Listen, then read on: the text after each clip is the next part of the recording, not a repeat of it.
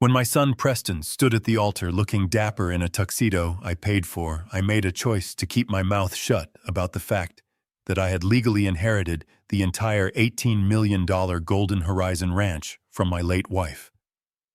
It turned out to be the single best decision of my 70 years on this earth, because exactly 1 week after the cake was cut and the champagne was popped, my daughter-in-law Tiffany showed up at my breakfast table not with a thank you card, but with a notary and an eviction notice. She thought she was kicking a helpless senile old man out of his own home to make room for her golf course investors. She had no idea she was handing a loaded gun to the only man who knew how to use it. But before I tell you how I wiped that arrogant smirk off her face and reclaimed my dignity, please hit that like button and subscribe to the channel. It really helps an old veteran like me share these stories. Let me know in the comments where you are watching from. The humiliation started the moment I stepped into the VIP tent. The wedding reception was being held right here on the ranch on the south lawn, where my wife Abigail had spent 40 years cultivating her prize-winning roses. The air smelled of expensive perfume and roast beef, a stark contrast to the smell of hay and horse feed I was used to. I was wearing my best suit. It was a charcoal gray number I had bought for Abigail's funeral 6 months ago. It was clean-pressed and respectful. But to Tiffany, my new daughter-in-law, I looked like a stain on her perfect white tablecloth. She intercepted me before I could even reach the table with my name card on it. She was beautiful in that sharp, predatory way, her white dress costing more than my first 3 pickup trucks combined. She placed a manicured hand on my chest, stopping me cold. Her smile was plastered on, but her eyes were ice. "Dad, what are you doing here?" She hissed, her voice low so the guests nearby wouldn't hear. I looked at her confused. "I am looking for my seat, Tiffany. I am the father of the groom." She let out a short, sharp laugh that sounded more like a bark. "Oh, honey, no. We moved your seat. Look at you. That suit is at least 20 years out of style, and quite frankly, you smell like the stables. We have executives from the Apex Golf Group sitting at the main tables. These are million-dollar investors, Beau. We can't have you sitting there looking like the hired help. It ruins the aesthetic." I felt the blood rush to my face. I didn't smell like the stables. I had scrubbed my hands raw with harsh soap for 20 minutes before putting on this suit. But I didn't argue. I didn't raise my voice. I just looked at her. "Where do you want me to sit?" I asked calmly. She pointed a long white finger toward the edge of the property near the catering trucks and the portable restrooms. "Table 42. It is back there with the gardeners and the valet staff. You will be more comfortable with your own kind. And please, Beau, try not to wander around the main dance floor during the speeches. We want the photos to look professional. My own kind." The words hung in the air between us. I looked over her shoulder and saw my son Preston laughing with a group of men in Italian suits. He saw me. He saw his wife blocking his father from entering the party. And he did what he has done his entire life. He looked away. He pretended not to see. I didn't go to table 42. I didn't go sit by the portable toilets to eat cold leftovers. Instead, I grabbed a bottle of beer from a passing waiter tray and walked away from the white tents, away from the music, and away from the people who thought I was nothing but a stain on their landscape. I walked toward the only place on this ranch where I was treated with respect: the stables. The barn door creaked open again. I didn't turn around. I knew who it was by the footsteps. Hesitant, shuffling. It was Preston. "Dad." He called out, his voice echoing in the rafters. "Are you in here?" I patted Buster one last time and turned to face my son. He looked flushed, probably from the expensive champagne, or perhaps from the shame, though I doubted he had enough spine to feel real shame. "I am here, son," I said. "Congratulations. It looks like quite a party." Preston didn't meet my eyes. He fiddled with his cufflinks. "Yeah, it is. Look, Dad, I am sorry about the seating arrangement. Tiffany just wanted everything to be perfect for the investors. You know how stressed she gets. I didn't say anything. I just waited. I knew he didn't come all the way out here just to apologize. Preston never apologized unless he wanted something. Anyway, he continued clearing his throat. That is actually why I came to find you. We have a small situation with the rooms. A situation I repeated. Yeah. See, Tiffany really wants us to spend our wedding night in the master suite.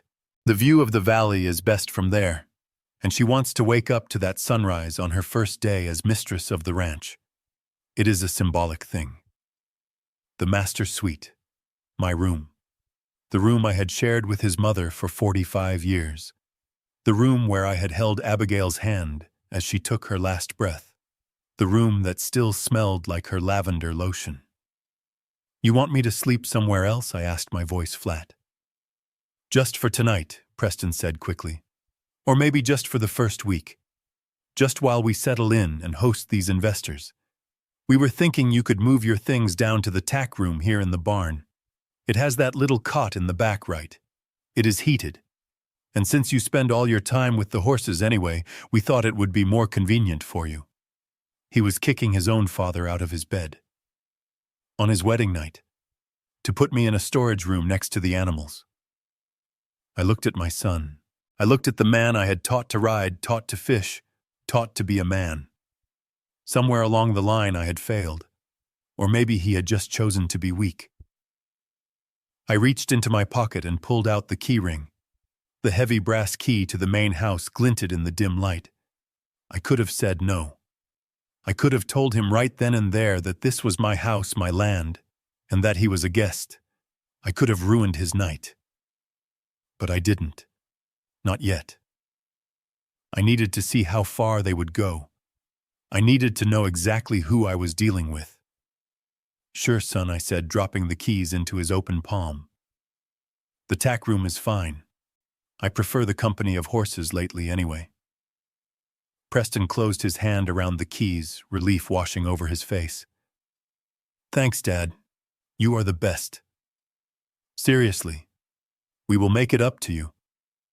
He turned and practically ran back toward the party, back to his wife and his investors. I watched him go. Then I walked back to the tack room.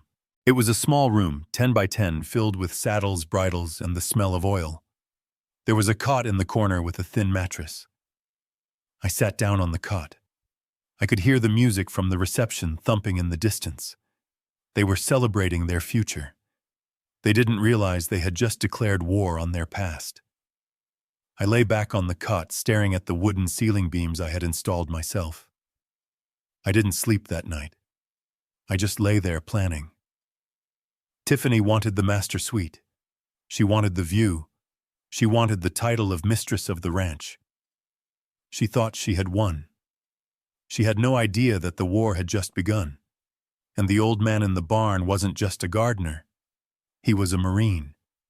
And Marines don't retreat. We just regroup. The sun was just starting to crest over the Bridger Mountains when I woke up. My back was stiff. That cot in the tack room was fine for a nap between shifts during calving season. But for a 70-year-old man spending the night, it was a reminder that my bones weren't made of steel anymore. I stretched, listening to the horses shifting in their stalls, and for a split second, I forgot. I forgot about the wedding. I forgot about the investors. I forgot that I had been evicted from my own bedroom. Then reality settled in like a cold stone in my gut. I wasn't just sleeping in the barn by choice. I had been put there. I splashed some cold water from the hose on my face, ran a comb through my gray hair, and walked up the gravel path to the main house, the house I had painted 3 times, the house where I had raised my son. I expected the back door to be locked, but it wasn't. I walked into the kitchen. The smell hit me first. It wasn't the rich aroma of the dark roast coffee Abigail used to brew. It was something floral and weak like tea pretending to be coffee. Tiffany was standing by the island, wearing a silk robe that probably cost more than the tractor repair I did last month. She was typing furiously on her phone. Preston was sitting at the table hunching over a plate of scrambled eggs. "Morning," I said, my voice rasping a little. Tiffany didn't look up. She just hummed a response. Preston mumbled something into his eggs. I walked over to the coffee pot, poured a cup of the pale liquid, and turned to the table. My legs were aching, and all I wanted was to sit down in my chair. The head of the table. The heavy oak chair with the high back that Abigail had bought me for our 10th anniversary. It was my spot. It had been my spot for 30 years. I started to pull it out. Suddenly, a designer handbag slammed down onto the seat leather. "Oh, sorry," Tiffany said, her voice bright and sharp. "You can't sit there." I paused, the coffee cup hovering halfway to my mouth. "Excuse me. That is Preston's seat now," she said, finally looking up from her phone with a tight, patronizing smile. "We are restructuring the energy in the house. I read this article about corporate feng shui. The head of the household needs to sit facing the east window to maximize financial prosperity. It is important for Preston's mindset now that he is managing the estate." I looked at Preston. He was staring intently at his fork, his ears turning pink. He knew better. He knew that chair wasn't just a piece of furniture. It was a symbol of respect. It was where the man who paid the bills sat. I looked at the empty seat next to him, the one with the wobbly leg I had been meaning to fix. "You can sit there," Tiffany said, pointing to the wobbly chair. "Or maybe at the breakfast bar. It is more casual." I slowly set my coffee down on the counter. I didn't sit. I remained standing. I wasn't going to let her see me diminished, sitting on a broken chair in my own kitchen, while she dictated the energy of the room. "So, Preston," I said, looking directly at the top of his head, "how is the mindset? Feeling prosperous?" He flinched but didn't answer. Tiffany clapped her hands together, a sound like a pistol shot in the quiet kitchen. "Okay. Since we are all here, we need to have a little family meeting. Grab a stool. This concerns you." I leaned against the counter, crossing my arms over my chest. "I am listening." Tiffany reached into a leather portfolio on the counter and pulled out a glossy brochure. She slid it across the granite island toward me. "Preston and I were talking last night." She began, her voice dripping with fake concern. "We are really worried about you, Beau. Living out here managing a property of this size, it is too much for a man of your age. The stairs, the icy walkways in winter, the distance from the hospital, it is just a ticking time bomb." I looked at the brochure. On the cover was a photo of two silver-haired models laughing over a game of chess in a sunlit room. The title read, "Sunset Haven Senior Living Community." "We found this place," she continued, talking faster now. "It is incredible. 5-star amenities, 24-hour nursing care, heated floors. They have a bus that takes you to the mall. It is basically a resort. We think you would be much happier there. Much safer." I picked up the brochure. It felt flimsy in my rough hands. I opened it. I didn't look at the pictures of the smiling models. I looked at the fine print at the bottom of the back page. I knew how to read contracts. I knew how to spot a lie. And there it was, in font so small you would need a magnifying glass to read it properly. State-subsidized facility, accepting Medicaid and Social Security assignment. I knew Sunset Haven. It wasn't a resort. It was a warehouse for the forgotten. It was the place on the edge of town where the hallways smelled of bleach and boiled cabbage, where the staff was overworked and underpaid, and where the residents sat in wheelchairs in the hallway, staring at the walls, waiting to die. It was a place for people who had no one. She wasn't offering me a luxury retirement. She was dumping me in a state-run facility so she wouldn't have to deal with me. I looked up from the paper. My hands were steady, but my blood was boiling. 5 stars, huh? I asked. "Oh, absolutely," Tiffany said, nodding enthusiastically. Preston went to visit it yesterday, didn't you, honey? I shifted my gaze to my son. He finally looked up, but he couldn't hold my eyes for more than a second. Yeah, he croaked. It seemed nice, Dad. They have a craft room. A craft room. I had built fences that held back 2,000-pound bulls. I had repaired tractors in sub-zero blizzards. And he was selling me on a craft room. Who is paying for this? I asked quietly. Tiffany waved a hand dismissively. Oh, don't worry about the finances. We handled all the paperwork. It is fully covered by your Social Security checks. We just need you to sign the transfer of benefits. It is a great deal, Beau. Really. You won't have to worry about a thing. So that was the play. They wanted me out of the house to make room for their investors and their parties. They wanted my Social Security check to pay for my own imprisonment. And they wanted the ranch. I looked around the kitchen. I saw the copper pots Abigail had collected, the little ceramic rooster on the shelf, the height chart penciled onto the doorframe of the pantry, marking Preston's growth from a toddler to a teenager. They wanted to erase me. They wanted to scrub the Carter name off this land and turn it into a playground for the Apex Golf Group. I looked at Preston one last time. I gave him a chance, a silent, desperate chance to be the man I raised, to stand up, to slam his fist on the table and say no, to say that his father wasn't going to a state home. Preston picked up his fork and stabbed a piece of sausage. He chewed slowly, his eyes fixed on his plate. That was my answer. The boy I raised was gone. Or maybe he never existed. Maybe I had just seen what I wanted to see. I folded the brochure carefully and placed it in my shirt pocket. Okay, I said. Tiffany blinked. Her mouth fell open slightly. Okay. Just like that. I am an old man, Tiffany, I said, forcing a weary tremor into my voice. Maybe you are right.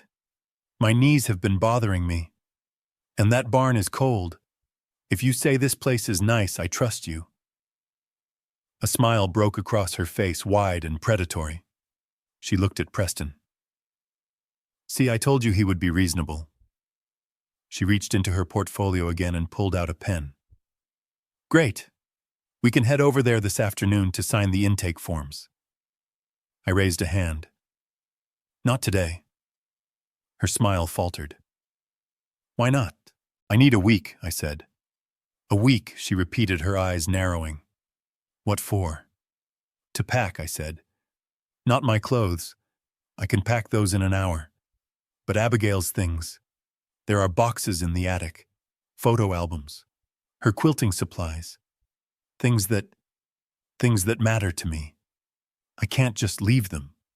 I need to sort through them. I need to say goodbye to this house properly. Tiffany sighed, tapping her fingernails on the granite countertop. She looked at the calendar on her phone. Fine, she said, clearly annoyed. But 1 week, Beau. Exactly 7 days. The investors are coming back next weekend for a site survey, and we need the guest rooms clear. We can't have boxes cluttering up the hallways. 1 week is all I need, I promised. Preston finally spoke up, his voice thick with relief. Thanks, Dad. I will help you with the boxes if you want. No, I said sharply. I will do it myself. I turned and walked out of the kitchen before I lost my composure. I walked back out into the morning air, my hand clutching the brochure in my pocket. 1 week. Tiffany thought she had won. She thought she had manipulated a weak-old man into signing his life away. She thought the war was over. She didn't know that 1 week was a lifetime for a man like me. 1 week was enough time to dig up the past. 1 week was enough time to prepare a counterattack. As I walked back to the barn, I pulled out my phone. It was an old flip phone, but it worked just fine. I dialed a number I hadn't called in 6 months. Harrison, I said, when the voice on the other end answered.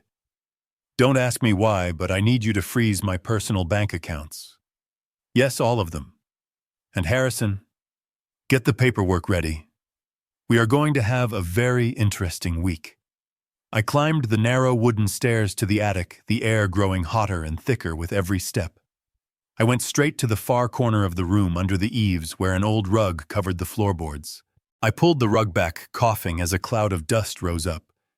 There, the third board from the wall looked just like the others, but I knew the secret. I pressed down on the knot in the wood, and the board popped up just enough for me to get a grip. Beneath it, nestled in the insulation, was a gray metal lockbox. It was rusted at the hinges and cold to the touch. I pulled it out and set it on top of a trunk. My hands were trembling, not from age, but from the weight of what was inside. I fished a small key from my wallet, the one I had carried every day for the last 6 months.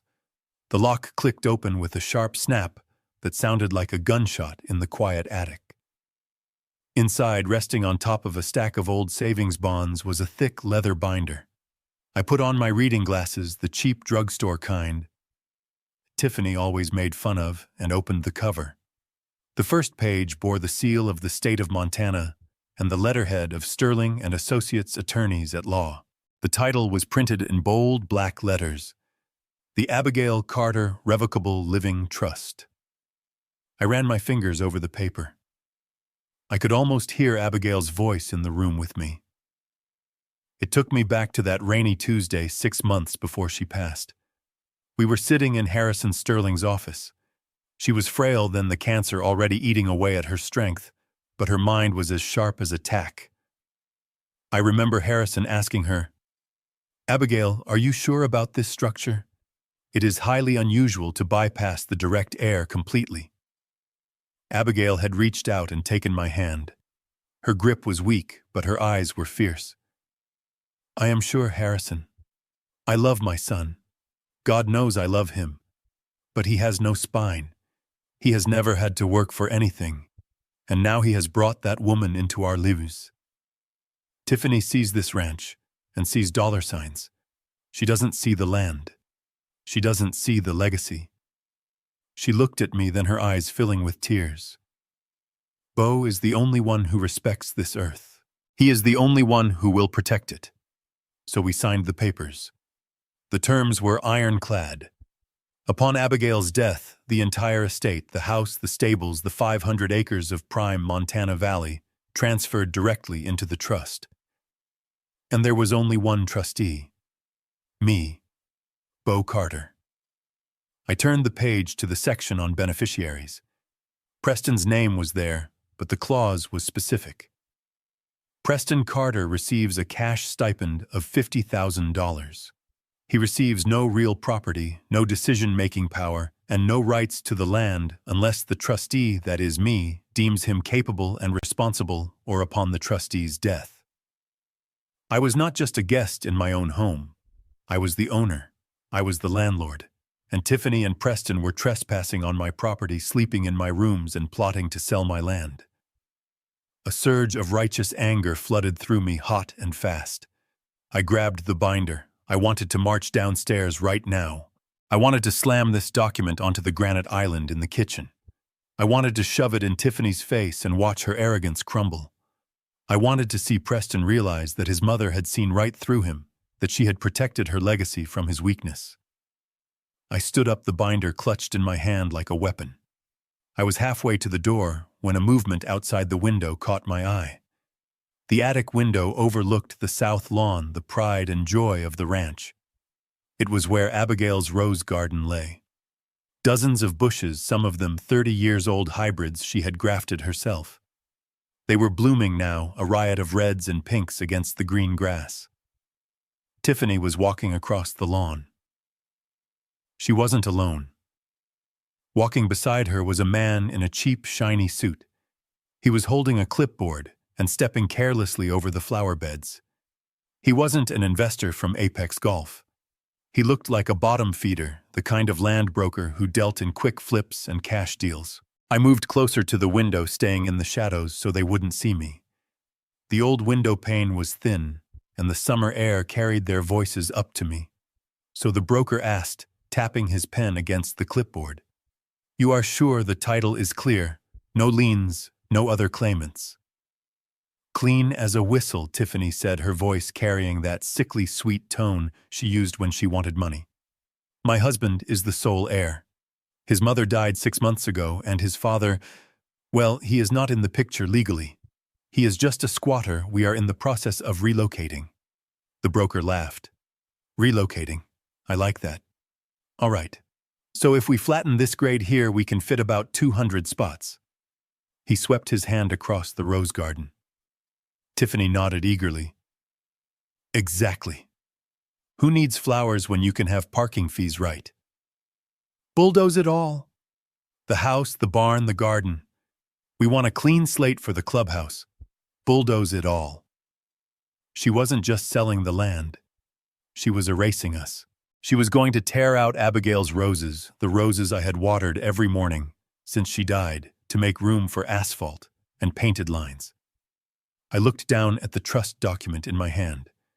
If I went down there now, if I stopped this, what would happen? They would be angry. They would fight. But they would know. And Tiffany, being the snake she was, would find another way. She would try to have me declared incompetent. She would drag this out in court for years, draining the estate with legal fees until there was nothing left but dust. No. Stopping them now wasn't enough. I didn't just want to win the battle. I wanted to end the war. I watched as the broker offered Tiffany a cigarette. She took it, laughing at something he said, and flicked the ash onto my wife's prize-winning peace rose. That tiny ember falling on the delicate petals sparked something cold and hard in my chest. I stepped back from the window.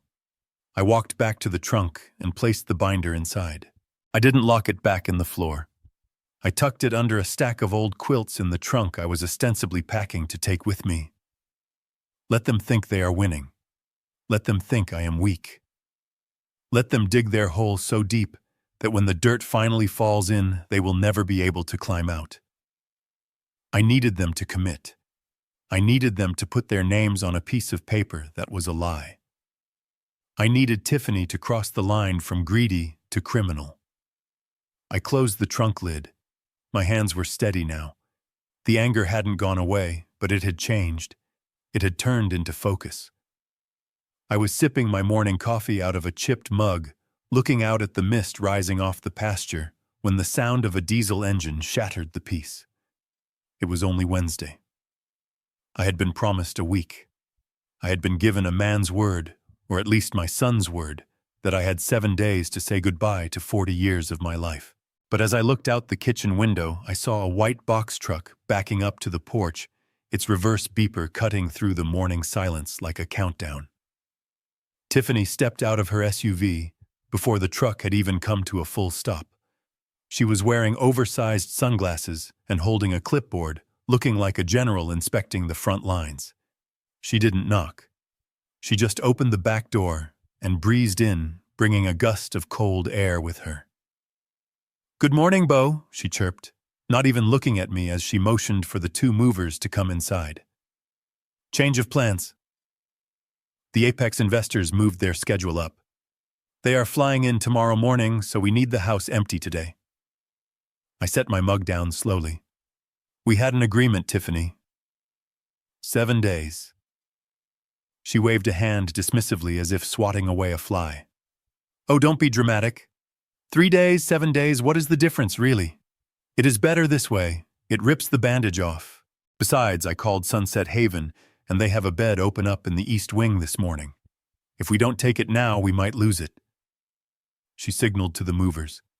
"Start with the boxes in the hallway, and be careful with the walls. We just had them touched up." I stood there watching strangers put their hands on my life. I looked for Preston. I looked for my son to come through that door and tell his wife that a deal is a deal. But the driveway was empty. He wasn't here. He was probably hiding in the office or conveniently running an errand in town. He couldn't even look me in the eye while he evicted me. I didn't fight them. I didn't scream. I simply walked to the bedroom, picked up the single suitcase I had packed with my clothes and the few toiletries I needed, and walked out to the porch. I had already secured the trust documents. I had already hidden the evidence. Let them take the rest. Let them have the furniture. It was just wood and fabric. The soul of this house was leaving with me. You can ride with me, Tiffany said, checking things off her list. The truck will follow us. The automatic doors slid open, and the smell hit me instantly. It was a thick, cloying mixture of industrial-strength pine cleaner boiled vegetables and something underneath it all that smelled like decay. It was the smell of a place where people came to wait for the end. "This is nice, isn't it?" Tiffany said, her voice tight. "Look, they have a fish tank." She walked up to the reception desk, tapping her credit card on the counter. "I am here to drop off Mr. Carter. The paperwork should all be ready." The receptionist, a tired-looking woman with dark circles under her eyes, sighed and pulled a thick file from a stack. "Right. Carter, room 104B. It is a shared room. We need a signature here, here, and here, and we need his social security card and insurance information." Tiffany turned to me, hand out. "Give me your wallet, Beau. I will handle the admin stuff. You go sit by the fish tank." I looked at her hand. I looked at the receptionist, who looked like she hadn't slept in a week. I looked at the residents who had been discarded by their families, just like me. And I realized something. If I signed those papers, if I handed over my wallet, I would never leave this place. I would become just another number in their system. I would die in room 104B staring at a water stain on the ceiling while Tiffany drank champagne on my porch. I reached into my pocket, but I didn't pull out my wallet. I pulled out a handkerchief and coughed into it. "I need to use the restroom," I said, my voice shaky. "The ride. My stomach isn't feeling well." Tiffany rolled her eyes. "Hurry up, Beau. Down the hall to the left." I shuffled away, leaning heavily on the wall as if I could barely walk. I went down the hall, past the nurse's station, past the weeping woman. I turned the corner toward the restrooms, but I didn't go in. As soon as I was out of Tiffany's line of sight, I straightened my back. The shuffle disappeared. I walked with the long, purposeful strides of the man I used to be. I found the side exit, the one marked for staff only. I pushed the bar and stepped out into the alley behind the building. The air smelled of dumpster trash, but to me, it smelled like freedom. I didn't look back. I walked quickly around the block to the gas station on the corner. I went to the payphone. I didn't use my cell. I didn't want Tiffany tracking me. I called the only local taxi company in town. 5 minutes later, a battered yellow sedan pulled up. The driver looked at me, at my suit that was a little too big now that I had lost weight from stress, and my single suitcase. "Where to, pal?" he asked. I didn't say the motel. Not yet. "Take me to 3rd and Main," I said. "The Sterling Building." 30 minutes later, I walked into the lobby of Sterling and Associates. The receptionist looked up, startled to see a man in a dusty suit carrying a suitcase walk into her pristine office. "I am here to see Harrison," I said. "Tell him it is Beau Carter." She pressed a button, whispering into her headset. A moment later, the double oak doors swung open, and Harrison Sterling came striding out. He was a man of 60, always impeccable in his 3-piece suits with a mind like a steel trap. He stopped when he saw me. He took in the suitcase, the dust on my shoes, the exhaustion in my eyes. He didn't ask if I had an appointment. He just waved me in. "Come on back, Beau." He closed the door to his private office and poured me a glass of water from a crystal carafe. He sat on the edge of his desk, crossing his arms. "You look like hell, Beau," he said bluntly. "Why are you wearing that old suit?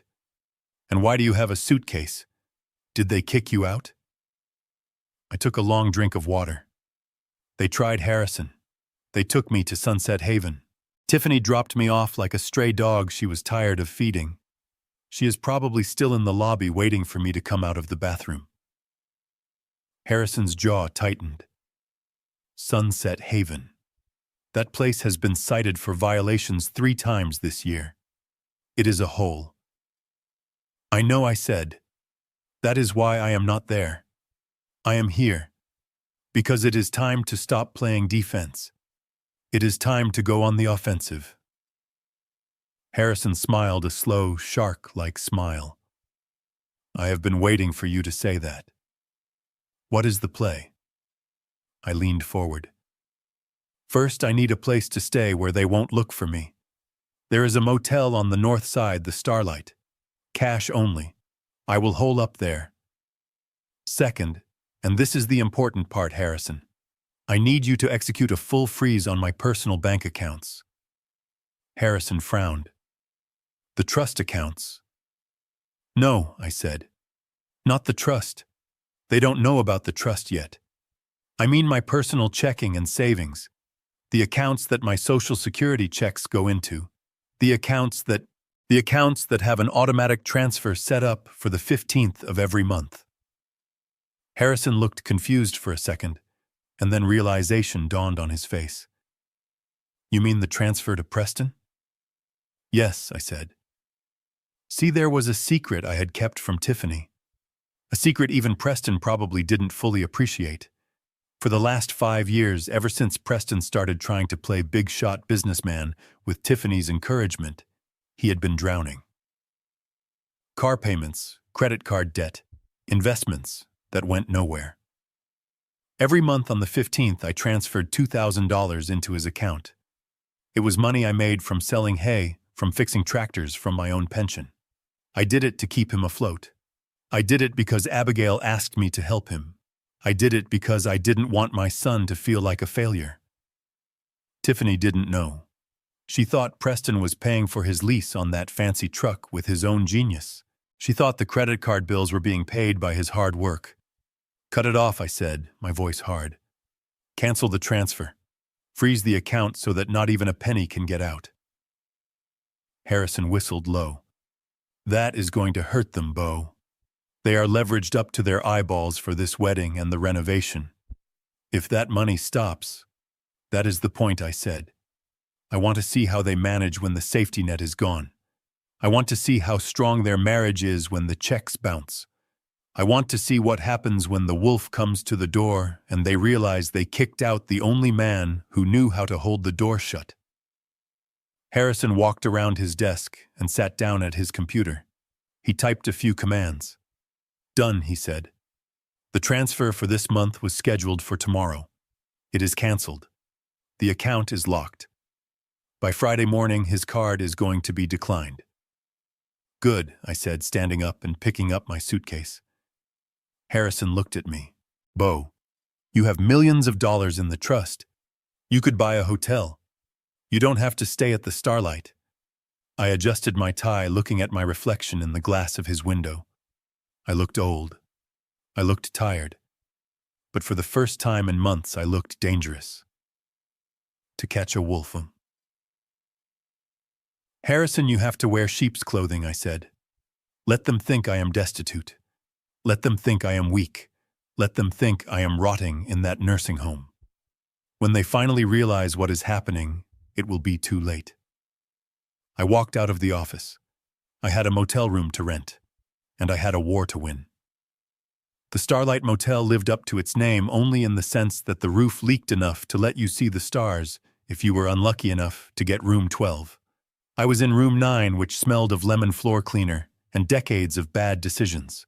It was perfect. No one from my old life, certainly not Tiffany with her $400 shoes, would ever set foot in a place like this. It was my base of operations, my bunker. I spent the first 2 days just watching from a distance, using a pair of binoculars I had bought at a pawn shop. I watched the comings and goings at the ranch. I saw the landscaping trucks arrive to tear up the flower beds. I saw the survey crews sticking their little orange flags all over the pasture. They were carving up my life into sellable parcels. But watching wasn't enough. I needed to know what they were thinking. I needed to know their timeline. And most importantly, that I needed to know how deep the rot went. On the third night, the moon was hidden behind a thick bank of clouds. It was pitch black, the kind of darkness you only get out here in the valley. I moved through the shadows of the trees, keeping the barn between me and the main house. The house was lit up like a Christmas tree. Every light was on. They weren't conserving energy. They weren't worried about the electric bill. Why would they be? They thought they had just won the lottery. I crept closer using the shrubbery for cover until I was right under the window of the home office. This room used to be my sanctuary. It was where I paid the bills, where I read the agricultural reports, where Abigail would sit in the leather chair and read her novels while I worked. Now it was their war room. The window was cracked open a few inches to let in the cool night air. I pressed my back against the siding, careful not to crush the hydrangeas, and listened. The voices were loud, heated. "It is declined, Preston. Declined. Do you hear me?" It was Tiffany. She sounded frantic, her voice pitching up into a screech that made my teeth hurt. "I don't understand," Preston stammered. His voice sounded weak, confused. "It must be a mistake. I used it yesterday for gas." "Well, it didn't work today," Tiffany yelled.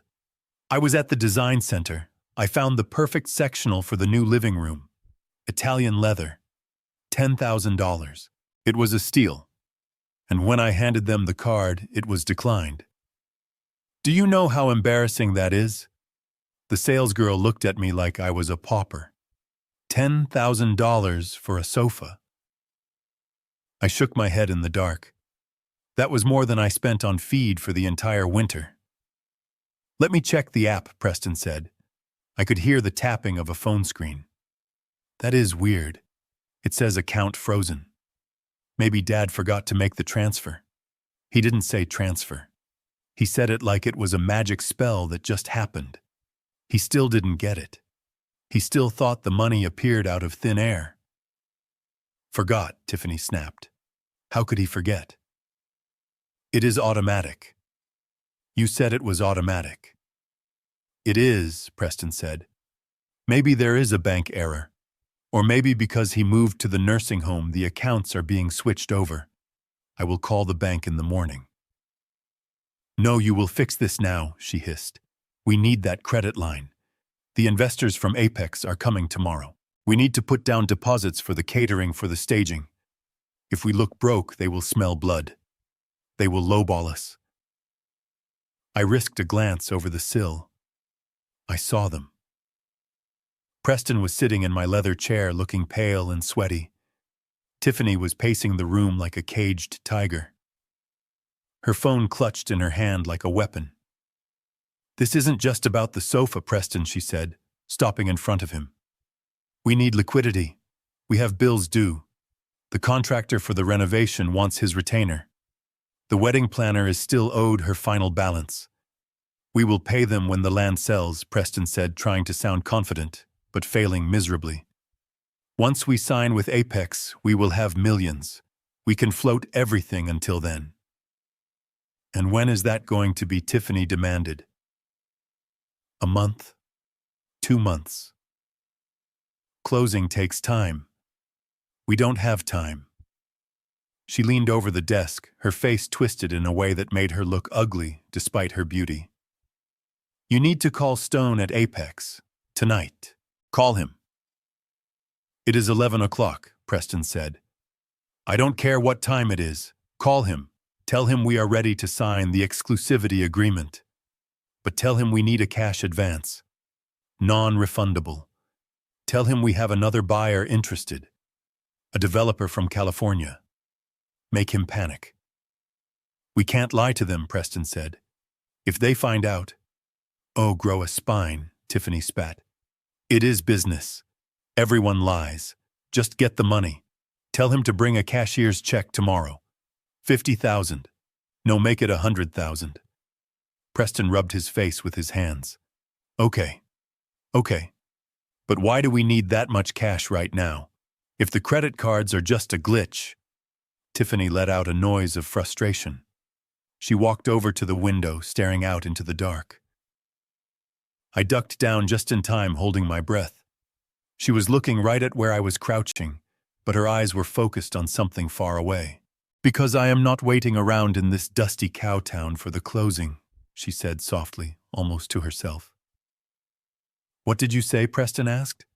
She turned back to him. I said I need the money for the deposit on the penthouse. Preston blinked. The penthouse? You mean the one in Bozeman? Tiffany laughed. It was a cold, cruel sound. Bozeman. God, you are small-minded. No, Preston. The penthouse in Miami. South Beach. I found it online last week. Ocean view. Private elevator. It is perfect. Miami. Preston stood up. But we live here. The ranch. We are selling the ranch, you idiot, she snapped. Did you think I wanted to live here? With the manure and the silence? I hate this place. I have always hated this place. As soon as that check from Apex clears, I am gone. Gone, Preston repeated. Like, we are moving. She looked at him. Her expression was devoid of anything resembling love. It was pity mixed with contempt. Sure, honey. We are moving.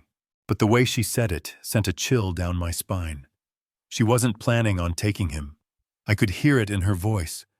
I could see it in her eyes. She needed him to sign the papers. She needed him to be the face of the sale because she thought he was the heir. But once that money was in the account, she was going to take it and run. She was going to leave him high and dry, likely with all the debt they had accrued. Preston sat back down, looking dazed. Okay. Miami. That sounds nice. Just call Stone, she ordered. Get the cash. I need to secure that unit before someone else takes it.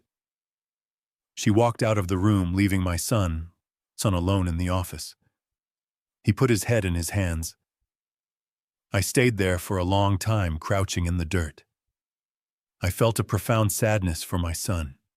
He was a fool, yes. He was weak, but he was being played by a master. She was going to strip him clean and leave him for dead. But along with the sadness, there was a new resolve. Tiffany wasn't just greedy. She was a flight risk. She was desperate. And desperate people make mistakes. She wanted $100,000 in cash tomorrow. She wanted to rush the deal. Good. I would let her rush. I would let her think she was sprinting toward the finish line in Miami. She didn't know she was sprinting off a cliff. I carefully backed away from the house.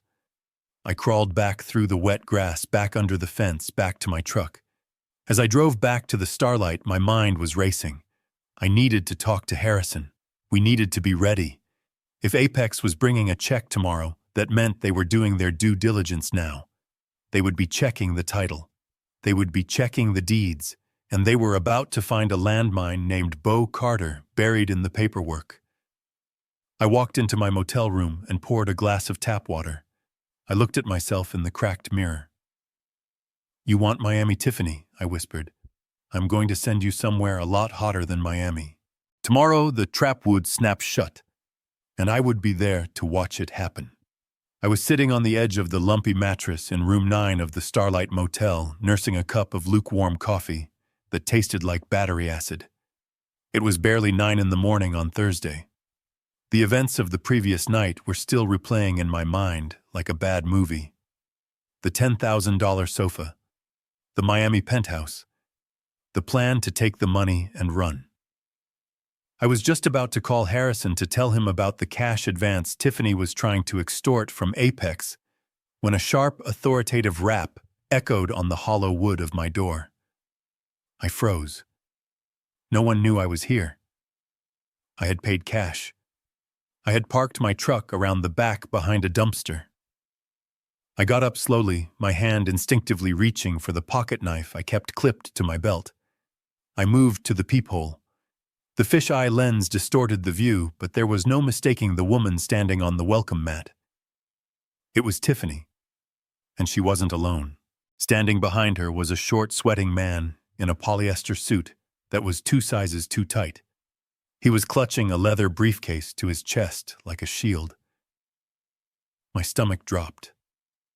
Preston. My son had told her. I had texted him the address just in case of an emergency, just in case he woke up and realized he needed his father. Instead, he had handed me over to the enemy. I unlocked the deadbolt and opened the door. The morning light flooded into the dim room, illuminating the stained carpet and the peeling wallpaper. Tiffany stepped back, wrinkling her nose as if she had just opened a carton of spoiled milk. "My God, Beau," she said, scanning the room with a look of absolute horror. "This is where you are staying. It is disgusting. I feel like I need a tetanus shot just standing in the doorway." I didn't step back to let her in. "What do you want, Tiffany? How did you find me?" "Preston told me," she said, pushing past me without an invitation. The sweating man followed her, looking nervously at the bed, as if he was afraid to touch anything. "Preston was worried about you. He wanted to make sure you were safe." Safe. She didn't care if I was safe. She cared if I was reachable. "Who is this?" I asked, gesturing to the man. Tiffany flashed a bright fake smile. "This is Mr. Miller. He is a mobile notary public. We were on our way to meet with the insurance adjusters about your long-term care plan, and we realized we missed a signature on the intake paperwork for the nursing home." She was lying. I could see the pulse jumping in her neck. She was in a rush. She needed that $100,000 from Apex today, and Stone must have asked for something. He must have asked for proof of title. Since we are already handling so much paperwork for the sale, she continued talking fast. I figured we could just get this out of the way. "It is just a standard form, Beau. It authorizes Preston to access your medical records and handle the insurance payments so you don't have to worry about bills." She snapped her fingers at Mr. Miller. The little man fumbled with his briefcase, his hands shaking slightly as he pulled out a single sheet of paper. He laid it on the small, scratched table by the window.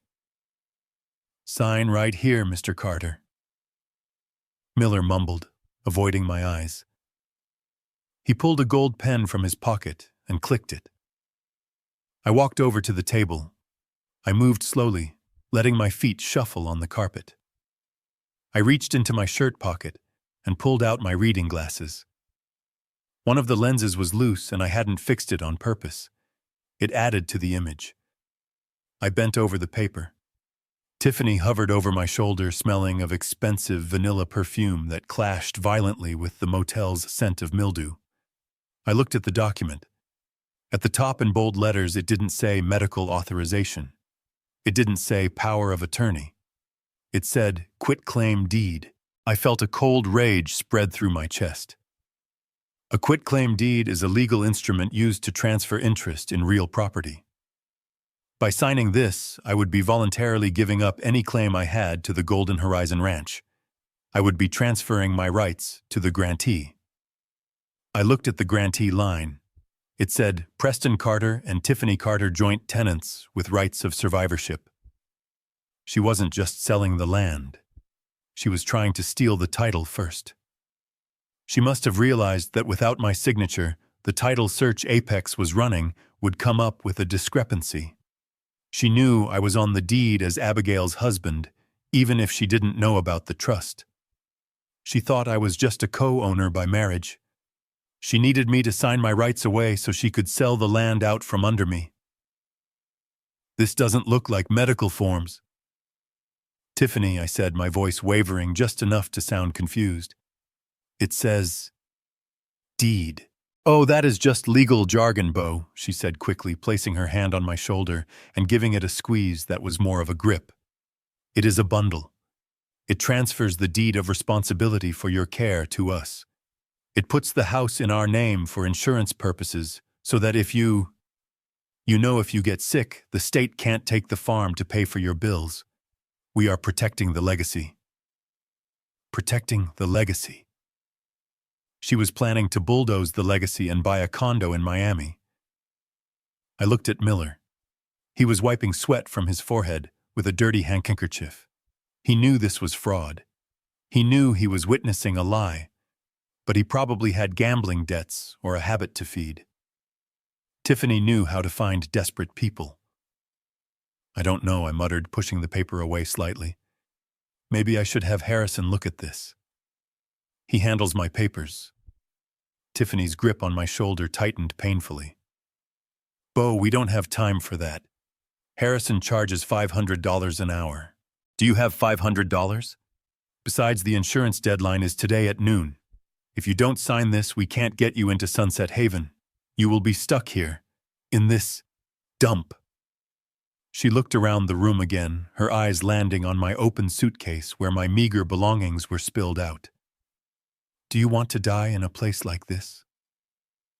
Bo, she whispered, leaning close to my ear. Alone. Forgotten. Or do you want to be taken care of? I looked at her. I saw the desperation in her eyes. She was terrified. If I didn't sign, she couldn't get the cash advance. If she didn't get the cash, she lost the Miami penthouse. She was cornered. And cornered animals are dangerous. But so are hunters. I let out a long, defeated sigh. I am so tired, Tiffany. I know, Bo, I know. Just sign the paper and you can rest. We will take care of everything. I sat down in the rickety chair. I reached for my coffee cup with my left hand. My hand was shaking. Not because I was frail, but because I was channeling every ounce of adrenaline into a performance that had to be perfect. I picked up the pen with my right hand. I hovered it over the signature line. Tiffany held her breath. Miller leaned forward.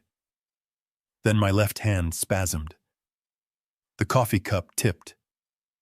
Oops, I cried out. The brown liquid splashed across the table. It soaked into the bottom half of the document. It didn't ruin the signature line, but it saturated the notary block and the date section, blurring the ink of the printed text just enough to make it look messy. Unprofessional. Suspect. Oh, for God's sake, Tiffany shrieked, snatching a napkin from the dispenser and dabbing at the paper. You clumsy old fool! Look what you did!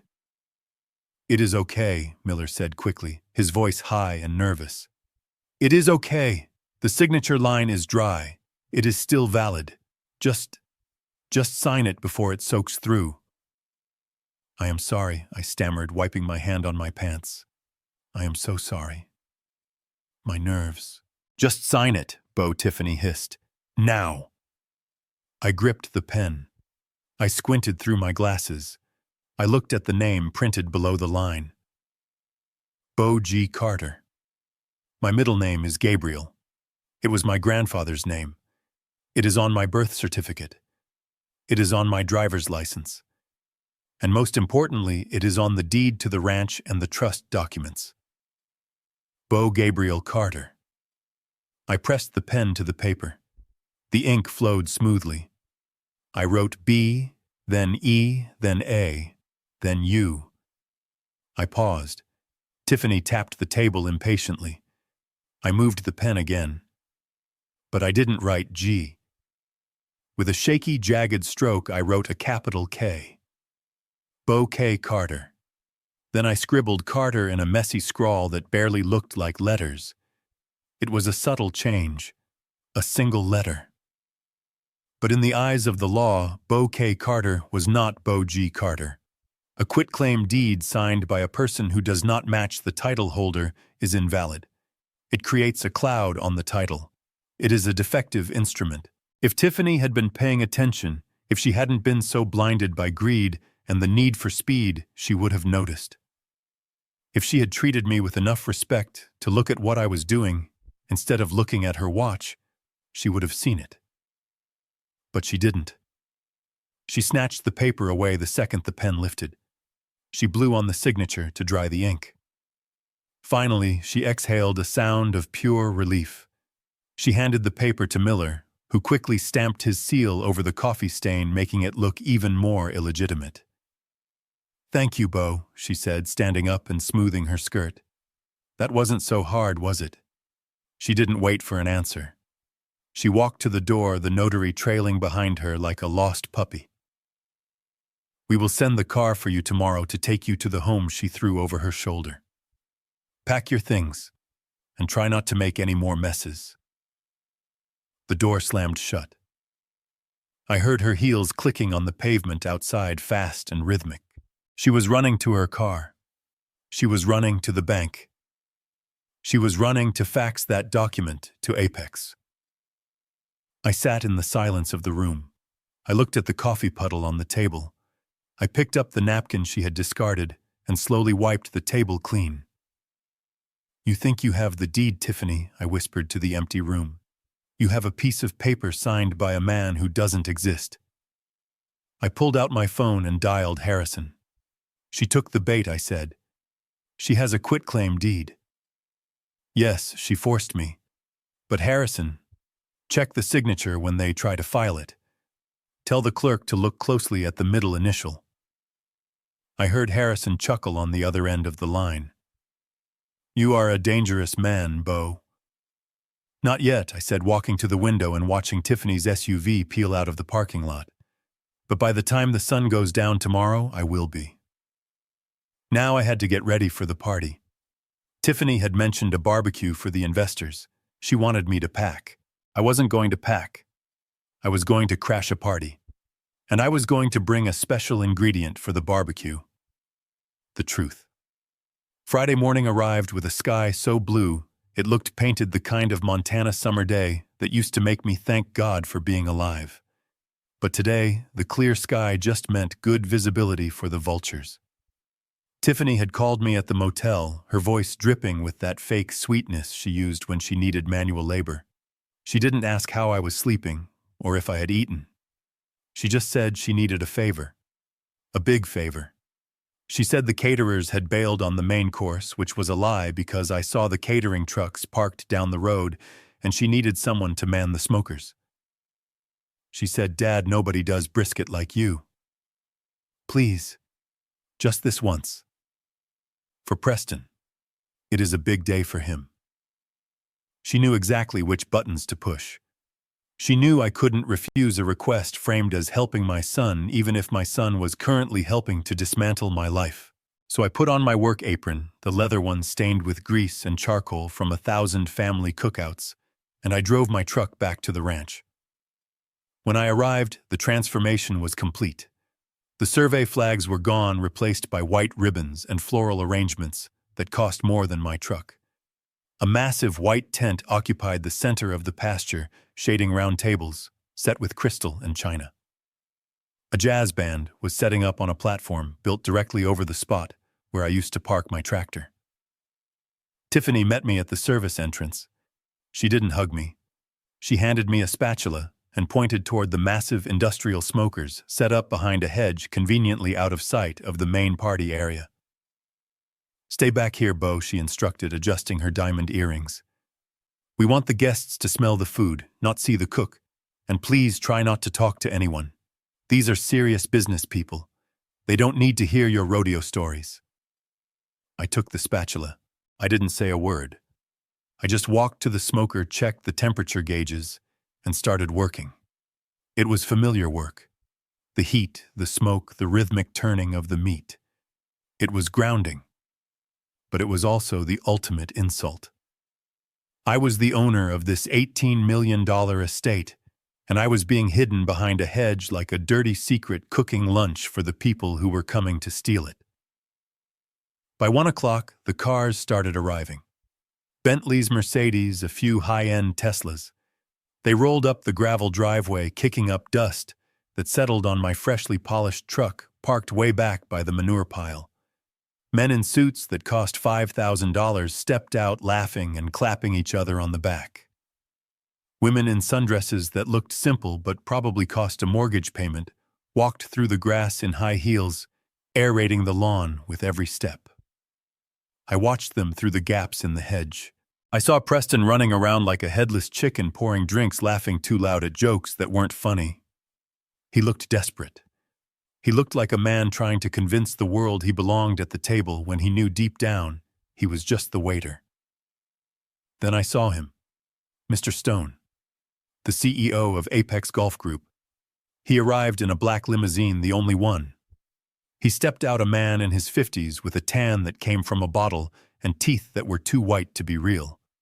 He walked with an air of ownership, surveying the land not with appreciation, but with calculation. He wasn't seeing the beauty of the valley. He was seeing fairways and greens. He was seeing profit margins. Tiffany latched onto his arm immediately, guiding him toward the best table, the one right in the center, with the best view of the mountains. I stood by the smoker, the heat searing my face, and listened. The wind carried their voices right to me. "It is a beautiful piece of property," Stone was saying, his voice booming. "I can see the clubhouse right there on that rise. We will have to flatten that old barn, of course. It is an eyesore. And those trees along the creek, they block the view of the 9th hole. We will clear-cut those. Clear-cut the trees." My grandfather had planted those cottonwoods. They were older than Stone and his entire company combined. Tiffany laughed, a tinkling sound that grated on my nerves. "Oh, absolutely, Mr. Stone. Whatever you need. We want this to be a world-class destination. The barn is falling down anyway. It is just full of junk." Junk. She meant my tools, my saddles, the history of the Carter family. I felt a surge of rage so hot, it almost rivaled the fire in the pit. I gripped the handle of the spatula until my knuckles turned white. They were carving up my life like it was the brisket on the cutting board. They were erasing me while I stood 20 feet away cooking their lunch. I looked down at the meat. It was perfectly smoked tender, falling apart. It was ready. And so was I. I loaded a massive silver platter with the sliced beef. I arranged it carefully, making it look like a work of art. Then I wiped my hands on a rag, took a deep breath, and stepped out from behind the hedge. I wasn't supposed to be seen. I was supposed to be the invisible hand that fed them. But I walked straight toward the main table, my boots heavy on the grass. Tiffany saw me coming. Her eyes widened in panic. She made a subtle shooing motion with her hand, trying to wave me back without alerting Stone. I ignored her. I walked right up to the table. Stone was in the middle of a sentence about zoning permits. He stopped when he saw the shadow fall over his plate. He looked up. He saw an old man in a stained leather apron smelling of hickory smoke and sweat. He frowned, clearly annoyed at the interruption. "Dinner is served," I said, my voice rough. I set the platter down in the center of the table with a heavy thud. The silverware rattled. "Oh, wonderful," Tiffany squeaked, jumping up. "Thank you, Beau. You can go now. We will serve ourselves." She tried to herd me away, placing a hand on my elbow and pushing. But I didn't move. I planted my feet. I looked directly at Stone. He was eyeing the meat, his nose twitching at the smell. "It looks delicious," he admitted, picking up a serving fork. "It is," I said. "I cooked it low and slow. That is the secret. You can't rush quality, just like land deals." Stone paused, the fork hovering over the platter. He looked at me, really looked at me for the first time. "Excuse me," he said. I leaned in closer, ignoring Tiffany's nails digging into my arm. "I said you can't rush it, Mr. Stone. This beef is tough if you don't treat it right. Just like the title on this land. It can be a little chewy if you don't check the ingredients." Tiffany gasped. "Beau, stop it. He is just the cook, Mr. Stone. He is senile. He doesn't know what he is talking about. Go back to the barn, Beau. Now." But Stone didn't look away. He was a businessman. He knew when someone was trying to tell him something. He dropped the fork. "What do you mean, chewy?" he asked, his eyes narrowing.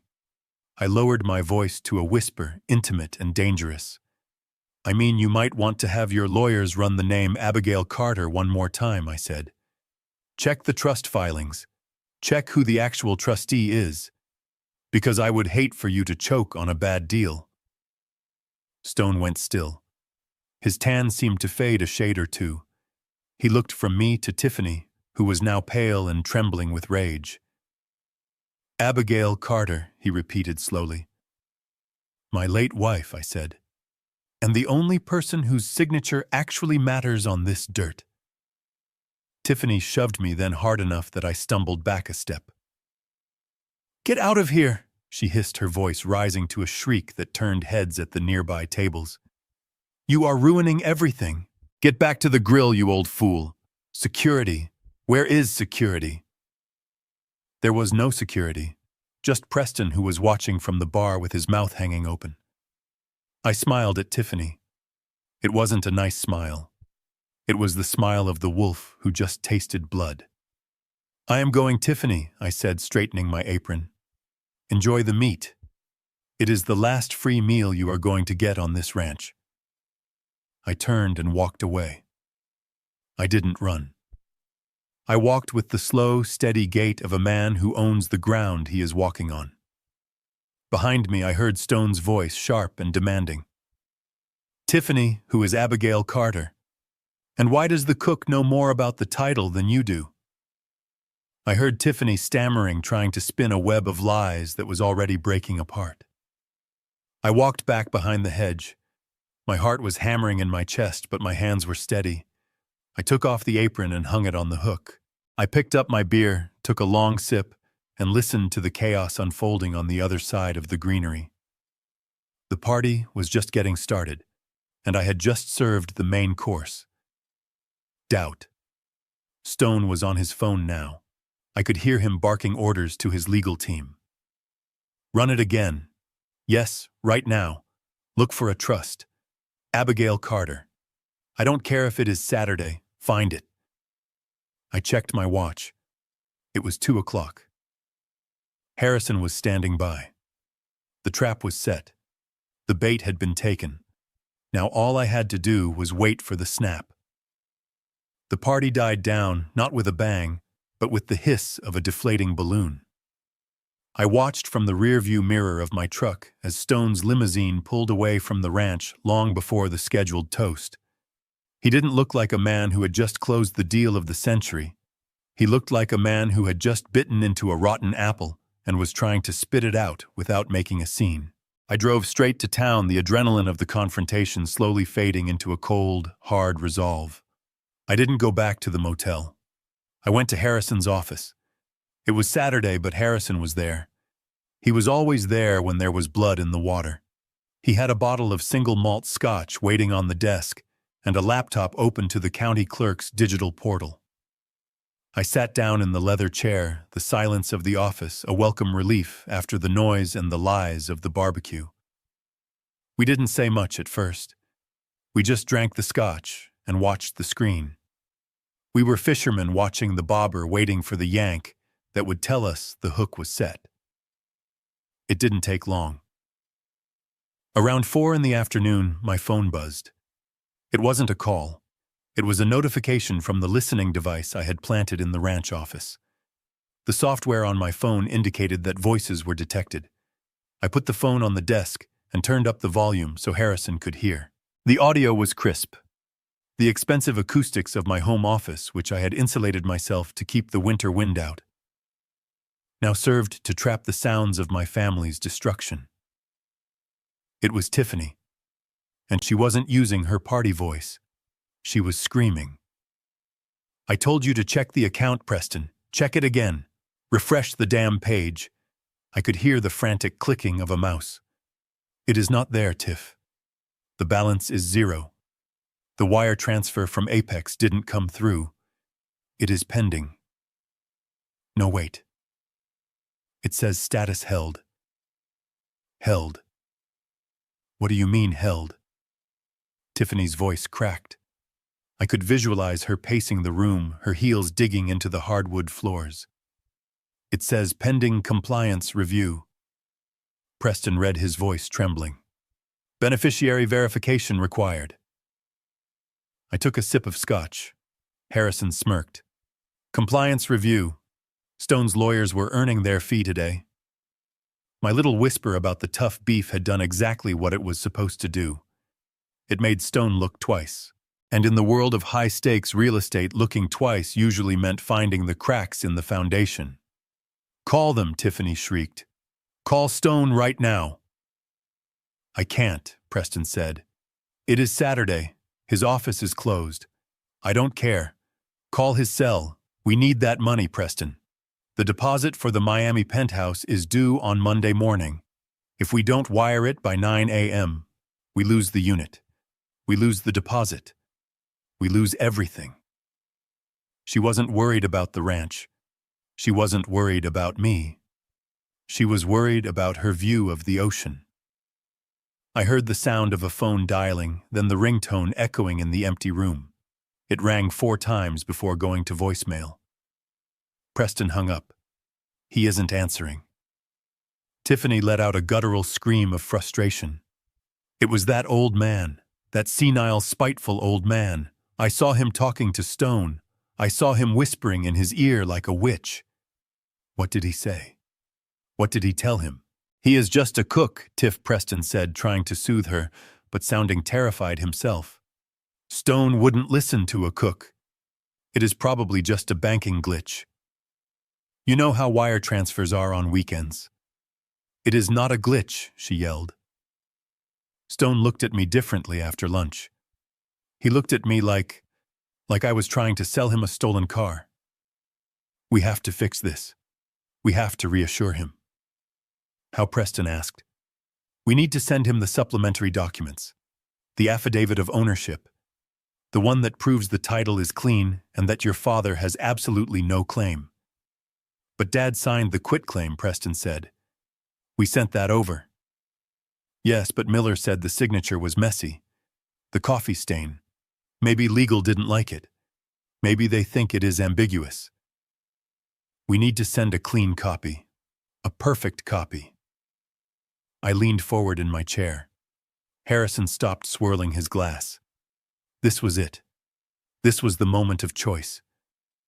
We can't get Dad to sign another one, Preston said. He is gone. He is probably halfway to the nursing home by now, or wandering around town. And even if we find him, he was acting weird today. He might refuse. We don't need him to sign it, Tiffany said. Her voice dropped. It became low, cold, and dangerous. We just need his signature. There was a silence on the recording.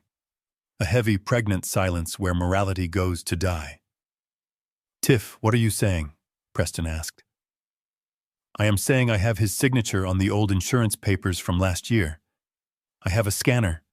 I have Photoshop. And I have a very expensive printer. No. Preston whispered. Tiff, that is forgery. That is illegal. You know what else is illegal, Preston, she snapped. Being broke, being humiliated, losing our future, because your father decided to play games on the one day that mattered. Do you want to be poor, Preston? Do you want to stay in this dusty valley for the rest of your life cleaning up after horses? Or do you want Miami? Do you want the life I promised you? I looked at Harrison. He was already typing on his laptop, opening a new file. I waited for my son to say no. I waited for him to say that he wouldn't commit a felony. I waited for him to be the man I tried to raise. Do it, Preston said. Just make sure it looks real.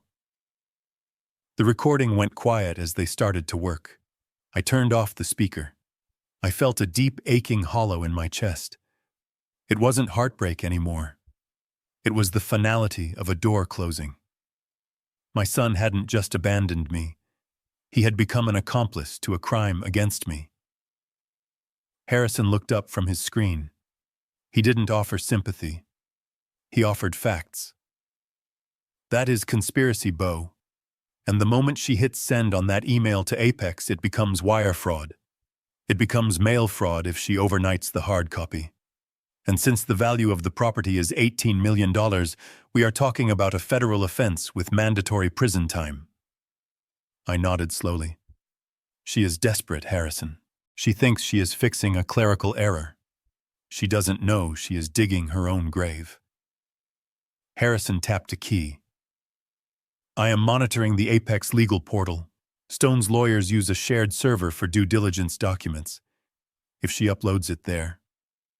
We waited. The minutes ticked by like hours. Outside the window, the streetlights of the town flickered on. People were going out to dinner, living their normal lives, while in my office, my daughter-in-law was manufacturing a felony. There, Harrison said softly. He turned the laptop screen toward me. A new document had appeared in the file list. Title Affidavit of Sole Ownership, uploaded at 4:45 p.m. Harrison opened it. It was a masterpiece of deception. It was a legal document stating that Beau Carter had no mental capacity issues, that he had knowingly and willingly transferred all rights to the Golden Horizon Ranch to Preston Carter, and that he waived all future claims. And at the bottom, in crisp black ink, was my signature. But it wasn't the shaky, messy signature I had scrawled on the coffee-stained napkin. It was my real signature. The one from my old tax returns. The one she had lifted from the files in the home office. It was Beau G. Carter.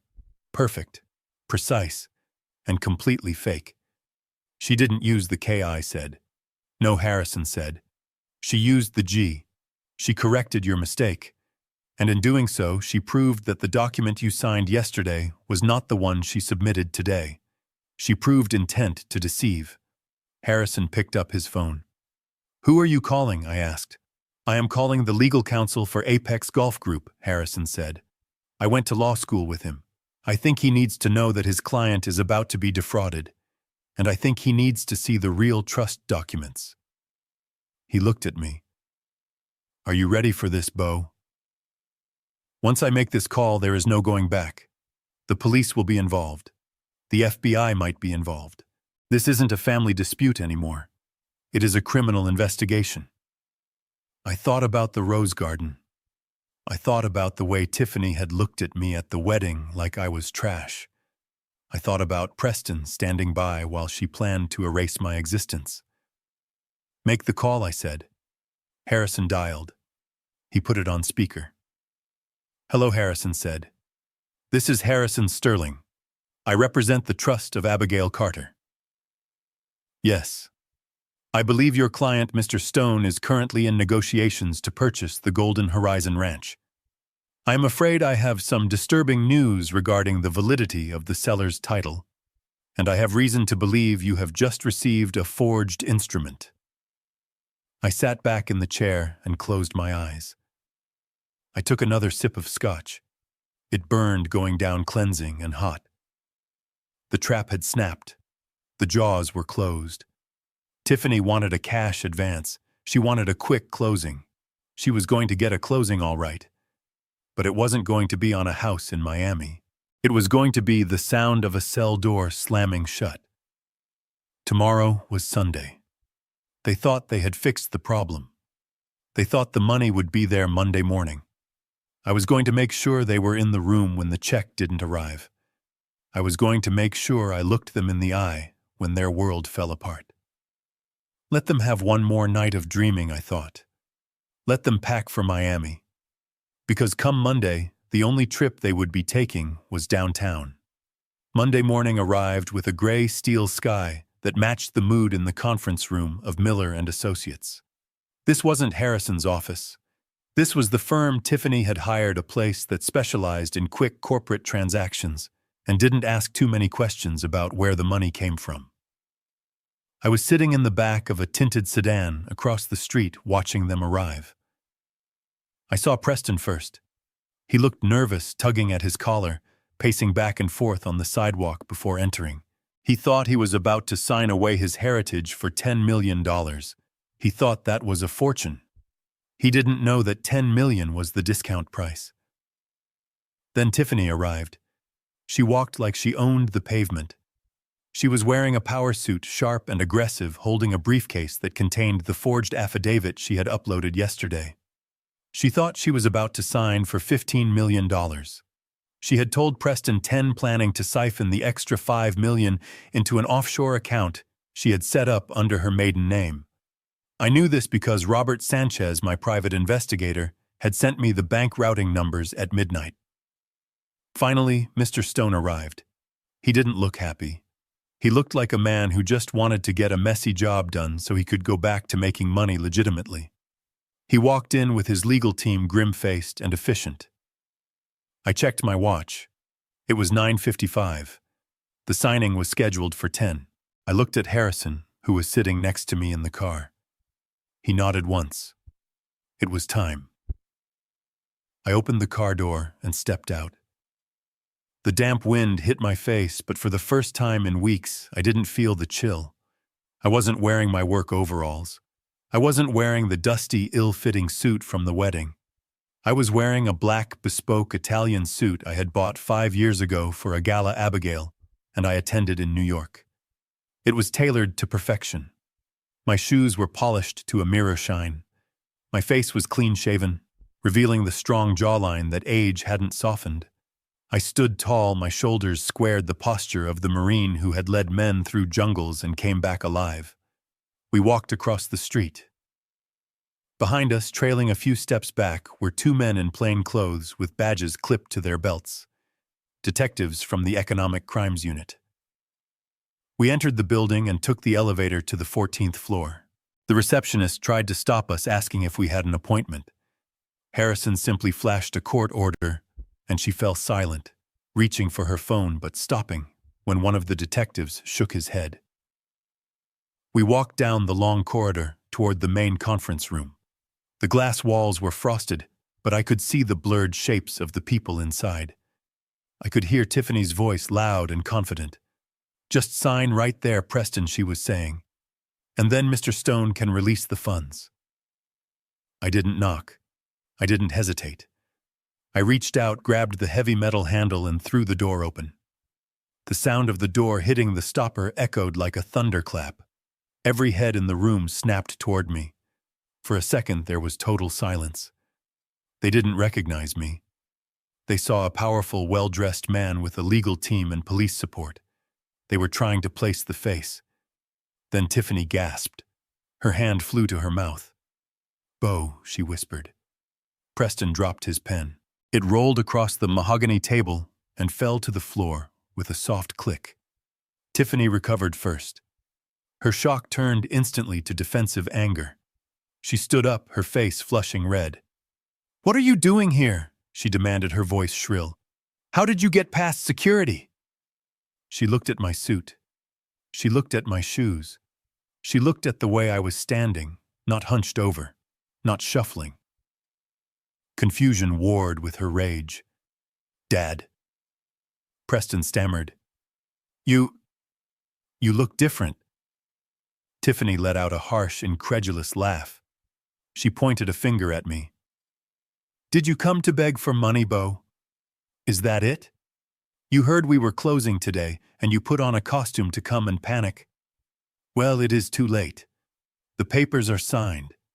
Wait until I sell the land, and maybe I will throw you a few thousand for a new truck. Now get out." I didn't answer her. I didn't even look at her. I fixed my eyes on Mr. Stone. He was sitting at the head of the table, his pen hovering over the checkbook. He was staring at me with a dawning realization. He remembered the cook. He remembered the warning about the tough beef. I walked into the room. I walked past Preston, who shrank back in his chair. I walked past Tiffany, who was trembling with a mixture of fury and fear.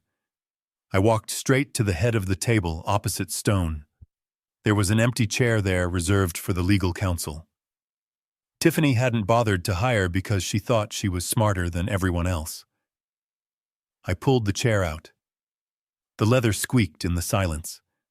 I sat down, unbuttoning my jacket with a smooth, practiced motion. I rested my hands on the table, interlacing my fingers. "Hello, Mr. Stone," I said. My voice was calm, deep, and resonant. It filled the room. Stone swallowed hard. "Mr. Carter, I presume." "The real Mr. Carter," I corrected. Tiffany slammed her hands on the table. "This is ridiculous. He is senile. He is confused. I have the affidavit right here." He signed it. He waived his rights.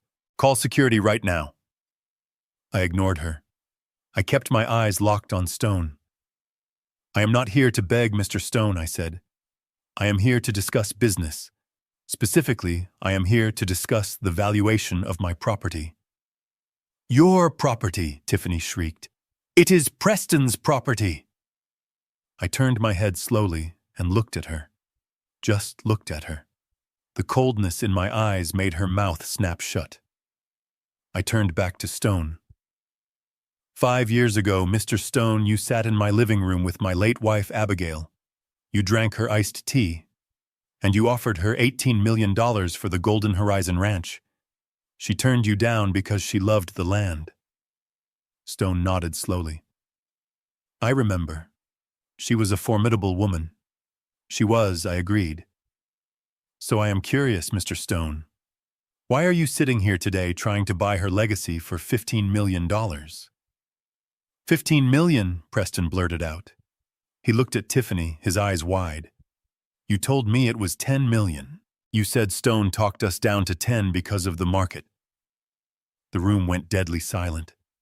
The air was sucked out of the space. Tiffany went pale. She looked at Preston, then at Stone, then at me. The trap had just sprung, and she could feel the steel teeth digging in.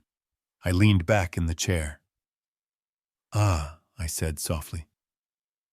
I see. The oldest trick in the book. Tell the partner one price, sell for another, and pocket the difference. $5 million is a nice commission for a week of work. Isn't it, Tiffany? Preston stood up. His chair fell over backward. You lied to me, he whispered. You told me 10 million. You showed me the emails. Fake emails, Preston, I said, not taking my eyes off Stone. Just like the fake affection. Just like the fake future in Miami. She wasn't taking you with her son. She was taking the 5 million and leaving you with the debt. That is a lie, Tiffany screamed. She looked wild now, her hair coming loose from its perfect bun. He is lying, Preston. He is just trying to ruin us. He is jealous. Mr. Stone, tell him. Tell him we agreed on 15. Mr. Stone closed his checkbook. He placed his pen carefully in his pocket. We did agree on 15, Mrs. Carter Stone said coldly. But that was under the assumption that you were the legitimate seller, and that your husband was informed. He looked at me. And frankly, 18 million was a fair price 5 years ago. The market has gone up. If this land were actually for sale legally, it would be worth 20 today. 20 million, Preston breathed. I stood up. But it is not for sale, I said. Not for 15, not for 20. Because this land does not belong to Preston, and it certainly does not belong to Tiffany. Harrison stepped forward then.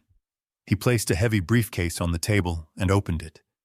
He pulled out the original trust documents, the ones with the raised seal of the state. He also pulled out the forensic report on the forged affidavit Tiffany had uploaded. This land belongs to the Abigail Carter Trust, Harrison announced, his voice projecting to the back of the room where the detectives were waiting. And Mr. Bo Carter is the sole trustee. Preston Carter has no claim to the title, never did. Harrison slid a document toward Stone's lawyers. And this, Harrison continued, is the forensic analysis of the signature on the title affidavit submitted yesterday. It is a forgery, a digital manipulation lifted from a 3-year-old tax return. Tiffany grabbed her briefcase. She backed away toward the door. This is a setup, she stammered. You are all crazy. I am leaving. She turned to run, but the door was blocked.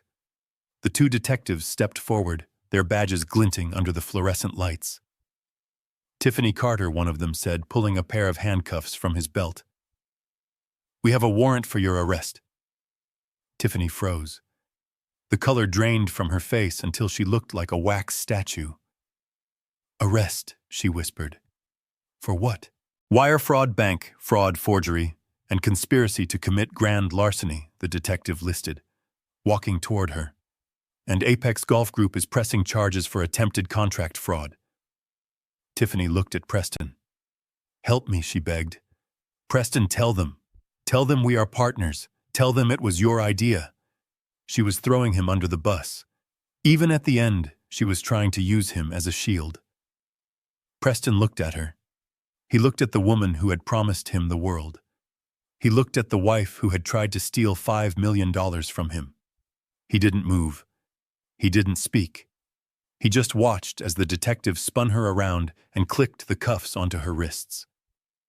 I stood at the head of the table watching the woman who had tried to erase me being led away in irons. She was screaming now, crying, begging Stone to intervene, begging me to have mercy. I didn't feel joy.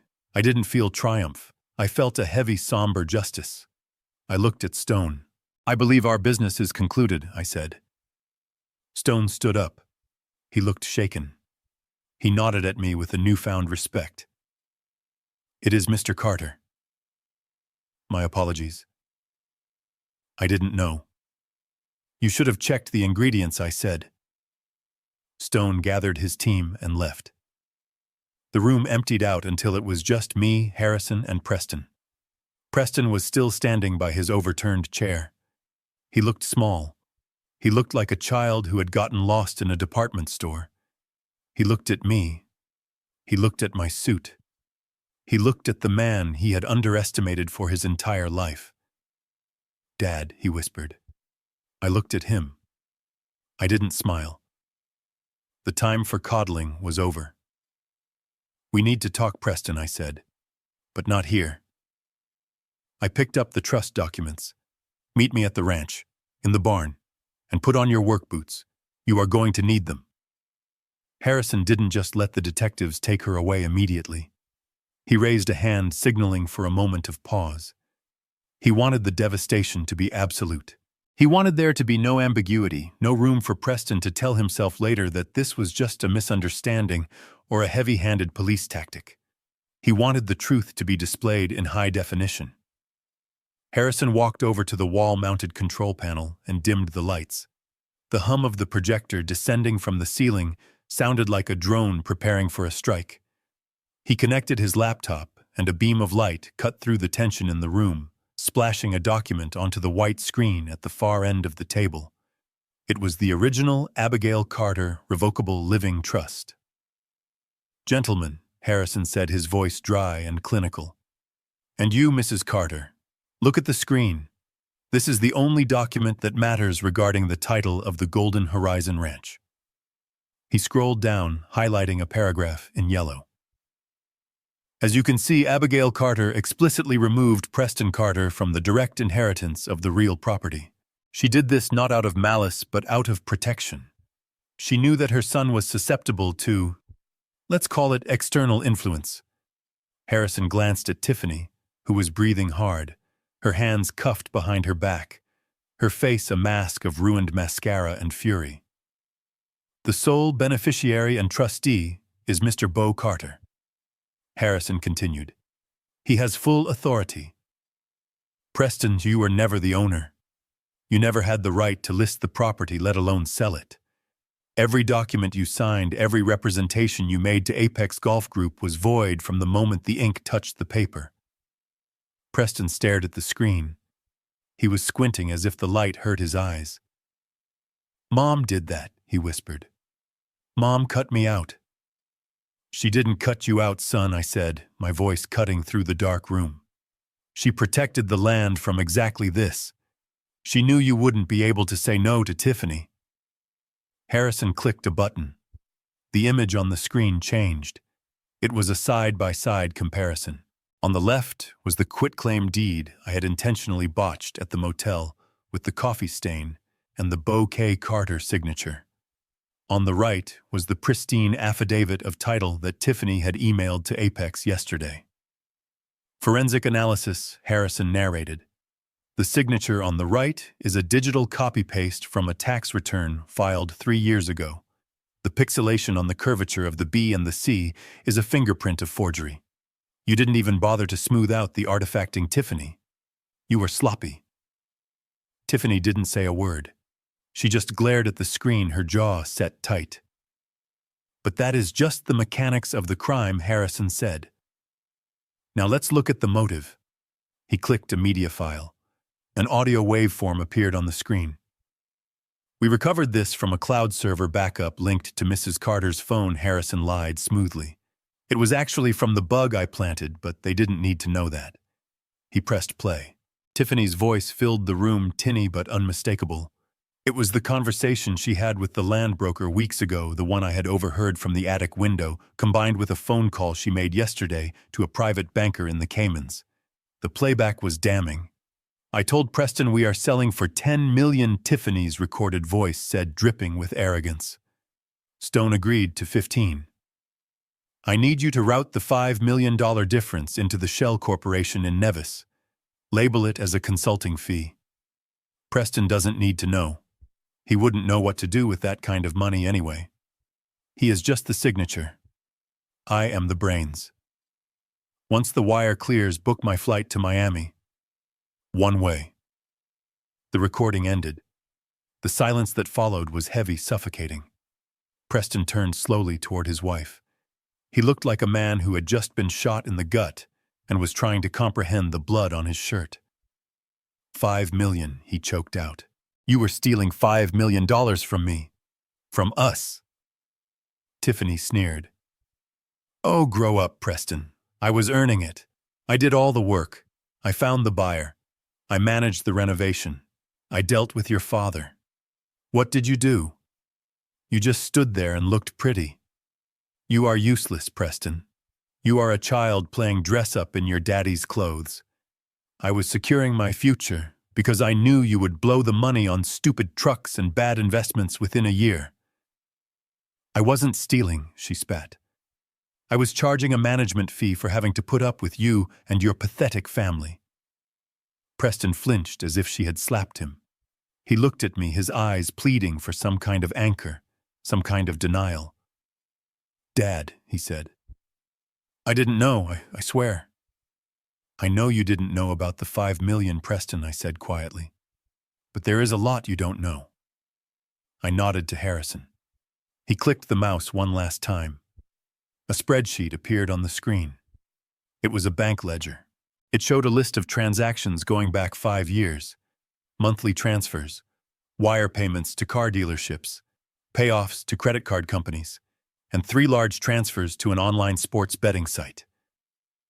"Preston, look at the source column," Harrison said. Preston squinted. That is the business account. Tiffany's design business." "No," Harrison corrected. "Look closer. That represents the incoming funds that covered your overdrafts. That covered your lease payments on the Raptor. That paid off the $30,000 you lost betting on football in 2018. Preston looked confused. "But..." Tiffany said her business was booming. She said she was handling the bills. "Tiffany's business has operated at a net loss for 6 years, Harrison said brutally. "She hasn't made a profit since 2014. "Then where did the money come from?" Preston asked, his voice rising in panic. "It came from your father," Harrison said. Preston froze. He looked at me. "What?" "Every month," I said, leaning forward. "Every time you were short. Every time you needed a bailout. Every time you thought you were a big-shot businessman who just had a cash flow issue. I was there. I transferred the money from my cattle sales. I dipped into my pension. I sold the vintage tractor I restored. I paid your debts, Preston." Preston shook his head. "No." "No," Tiffany said. "She said we were successful. She lied to you, son," I said.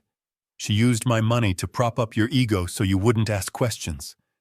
And when I stopped the transfers 3 days ago," Harrison pointed to the bottom of the spreadsheet, "the account flatlined." Harrison finished. "Your credit cards were declined. The house of cards collapsed. That is why she was so desperate for the cash advance from Apex. She wasn't just greedy. She was broke. You are both broke. Without your father, you don't have a dime." Preston slumped into his chair. He looked small, defeated. The arrogance was gone, replaced by the crushing weight of reality. He realized he wasn't a partner. He wasn't a businessman.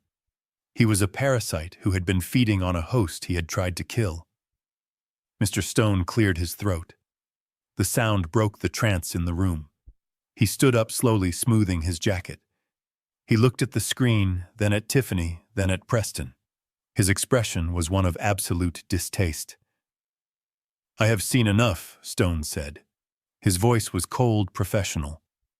Apex Golf Group does not do business with forgers, embezzlers, or thieves. He turned to his legal team. Cancel the escrow, notify the bank that the wire instructions were fraudulent, and draft a formal complaint to the State Real Estate Board regarding Mrs. Carter's license. He turned to me. He extended a hand. Mr. Carter, he said, I owe you an apology. I pride myself on doing due diligence, but your family, they put up a very convincing facade. I took his hand. It is not your fault, Mr. Stone. Snakes are good at hiding in the grass. Stone nodded. Regarding the property, as I said, I am willing to offer $20 million. It is a fair price. We can draft a new contract directly with you. No middlemen. No forgery. I looked at him. I looked at the $18 million offer that had started this whole mess. I looked at Preston crying silently in his chair. I released Stone's hand. Mr. Stone, I appreciate the offer. Truly, $20 million is a lot of money. It could buy a lot of peace, but I continued, my voice hardening. I am not selling. Not for $20 million. Not for 50. Stone raised an eyebrow. You intend to keep it? It is my wife's legacy, I said. She loved those roses. She loved that view. She didn't leave it to me so I could turn it into a fairway. She left it to me to protect it. I looked at Preston. And there is too much cleaning up to do before I can think about selling. I have to get the smell of betrayal out of the curtains. Stone nodded slowly. I understand. A man who holds on to his land is a man I can respect. Good day, Mr. Carter. He walked out, his team trailing behind him. The door clicked shut. Now it was just us. Me, Harrison, the detectives, and the remnants of my family. The lead detective stepped forward, taking Tiffany by the elbow. Ms. Carter, it is time to go. Tiffany looked at me one last time. Her eyes were wild, desperate. Beau, please, she begged. I can explain. It was the stress. I wasn't thinking straight. Tell them to drop the charges. We are family. I looked at her, and I looked at the woman who tried to put me in a state home to rot. Family protects each other, Tiffany, I said softly. You tried to bury me. I nodded to the detective. Take her away. Tiffany screamed as they dragged her out. She screamed at me. She screamed at Preston. She screamed until the elevator doors closed, cutting off her voice like a switch. The room was quiet again. Preston sat alone at the long mahogany table. He didn't look up. He was staring at his hands, the hands that had signed the papers, the hands that had failed to work, the hands that had taken my money for years without a thank you. I stood up. I buttoned my jacket. I walked over to him. I didn't touch him. I just stood there until he was forced to look at me. His eyes were red. His face was wet. Dad, he whispered. I am so sorry. I didn't know about the debts. I didn't know about the $5 million. I was trying to make you proud. I shook my head. You weren't trying to make me proud, Preston.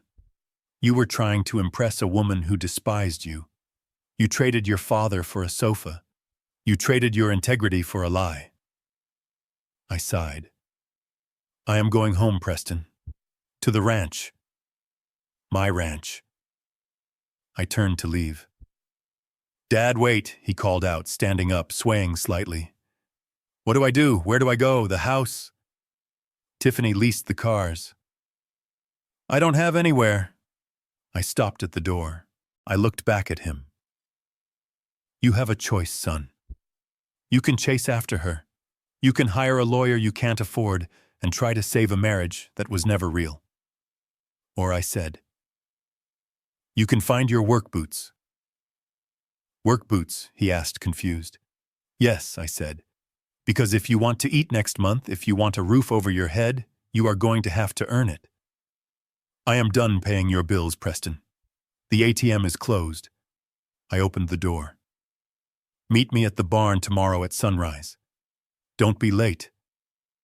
And Preston. He looked at me, hope and fear warring in his eyes. Don't wear a suit. You are going to be shoveling manure. It is the only way I know to clean the soul. I walked out into the hallway, leaving my son to face the silence of the empty room and the wreckage of his life. I had the trust documents in my hand. I had my dignity back. And tomorrow the real work would begin. Not just rebuilding the ranch, but seeing if I could rebuild the man my son was supposed to be. The sound of handcuffs ratcheting tight is distinct. It is a cold, mechanical clicking that signals the end of freedom and the beginning of consequences.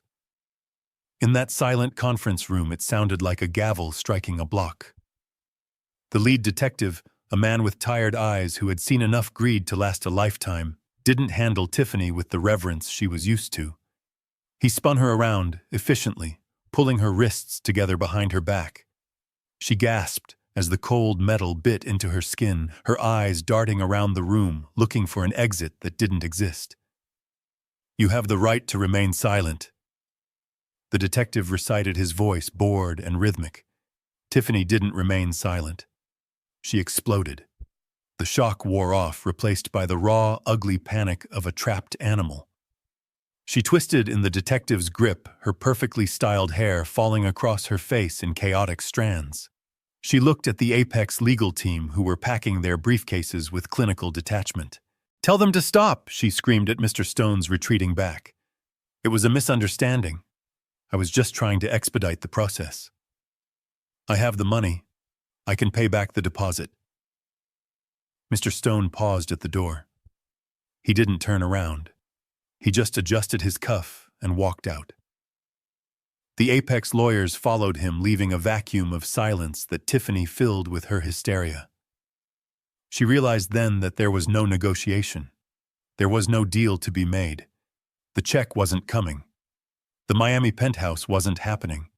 The only real estate in her future was an 8x10 cell.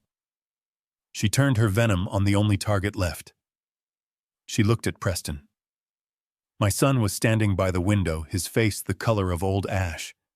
He looked like he had been hollowed out from the inside.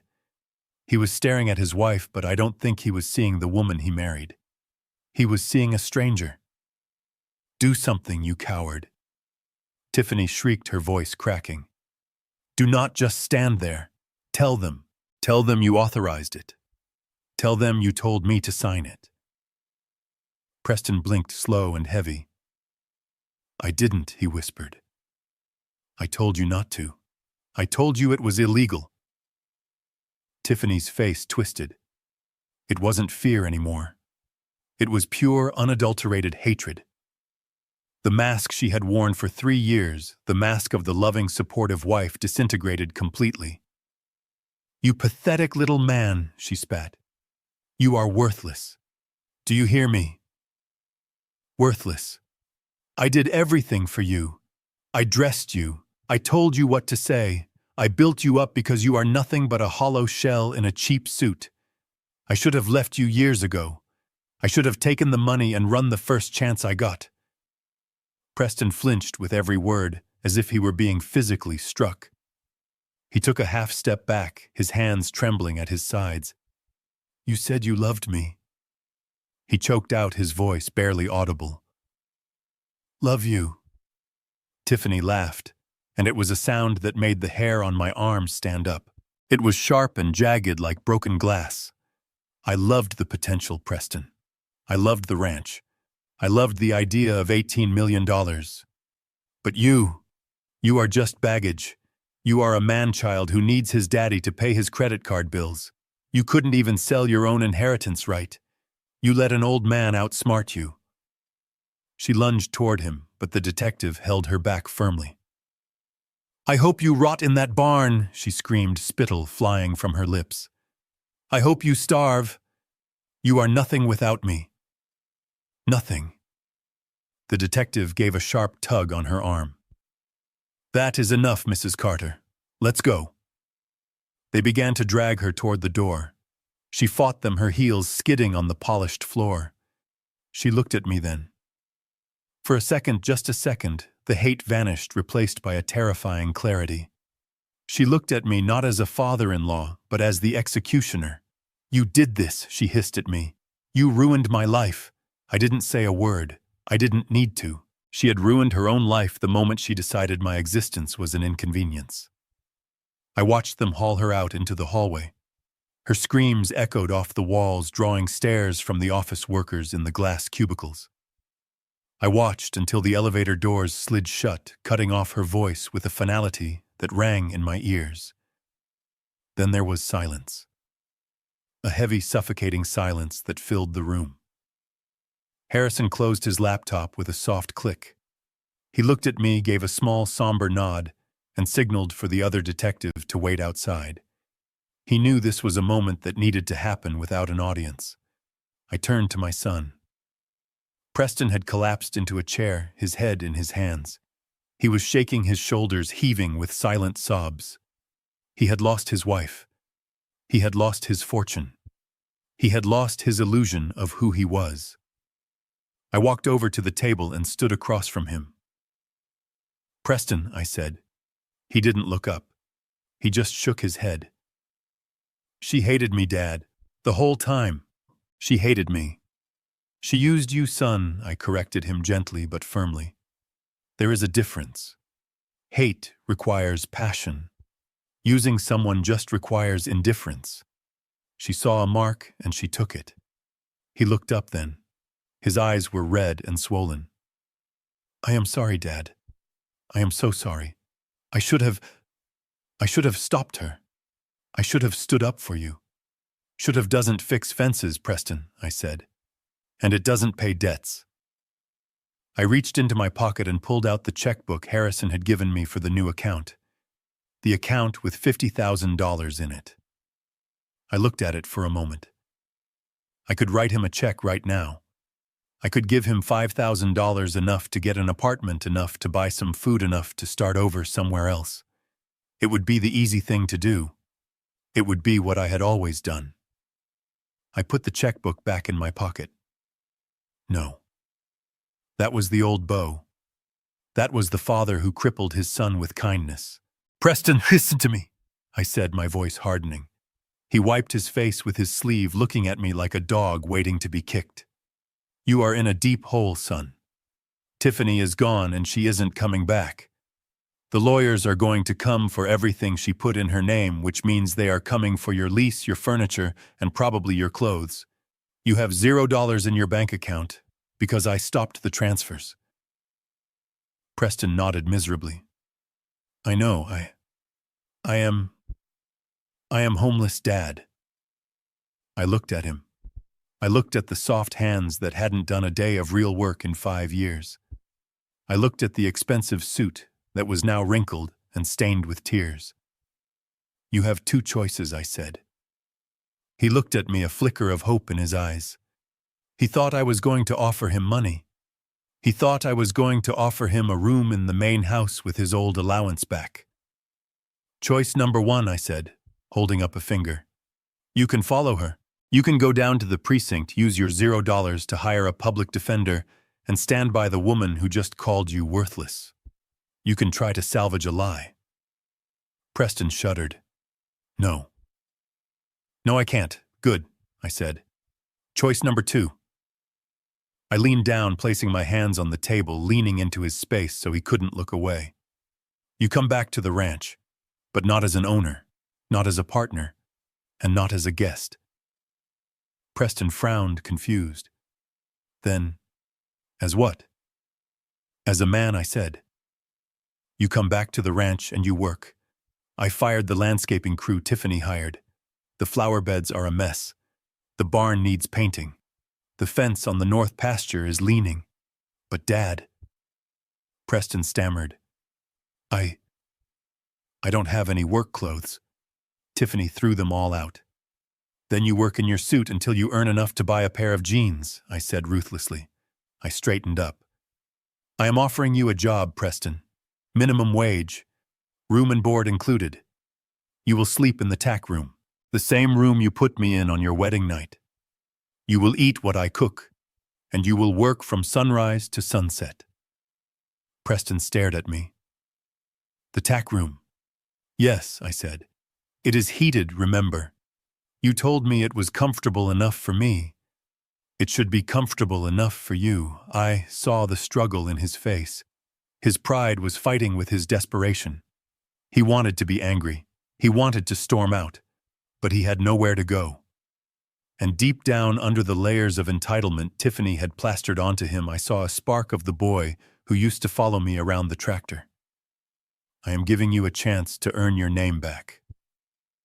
"Preston," I said softly, "I am giving you a chance to learn what it feels like to build something instead of selling it." I walked to the door. I didn't look back. "I am leaving now," I said. "I am going to buy a steak, a real steak. And then I am going home." I opened the door and paused. "If you are there when I get back, have a shovel in your hand. If you aren't, well, good luck in the city, son." I walked out of the conference room, nodding to Harrison. We walked to the elevator in silence. When the doors closed, Harrison looked at me. "That was harsh, Bo," he said. "It was necessary," I replied, watching the numbers count down. "He has been asleep for a long time, Harrison. Waking up hurts." But as I walked out of the building into the cool afternoon air, I felt a lightness in my chest I hadn't felt in years. I had my ranch. I had my dignity. And for the first time in a long time, I had a son who might just have a chance at becoming a man. I got into my truck. I didn't drive to the steakhouse immediately. I drove toward the edge of town, toward the rolling hills of the golden horizon. I had a fence to fix, and maybe, just maybe, a family to rebuild. But this time we were going to build it on a foundation of sweat and truth, not lies and easy money. I turned the key. The engine roared to life. It was time to go home. 6 months have passed since the day the handcuffs clicked shut in that sterile conference room. The seasons turn quickly in Montana. The lush green of summer has given way to the deep, burning gold of autumn. The air is crisp, now smelling of wood smoke and turning leaves. The Golden Horizon Ranch lives up to its name this time of year, glowing under the afternoon sun, as if the land itself is on fire. I stood on the porch of the main house watching a figure working down by the south paddock. It wasn't a hired hand. It wasn't a landscaper from the city. It was Preston. He wasn't wearing an Italian suit.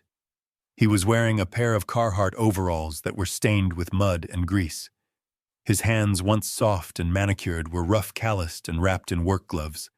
He was digging a post hole, replacing a section of the fence that had rotted out years ago. The same fence line I used to crawl under to spy on his betrayal. I walked down to him carrying 2 thermoses of coffee. Real coffee, black and strong. He stopped digging when he heard my boots on the gravel. He wiped sweat from his forehead with the back of his sleeve. He looked tired.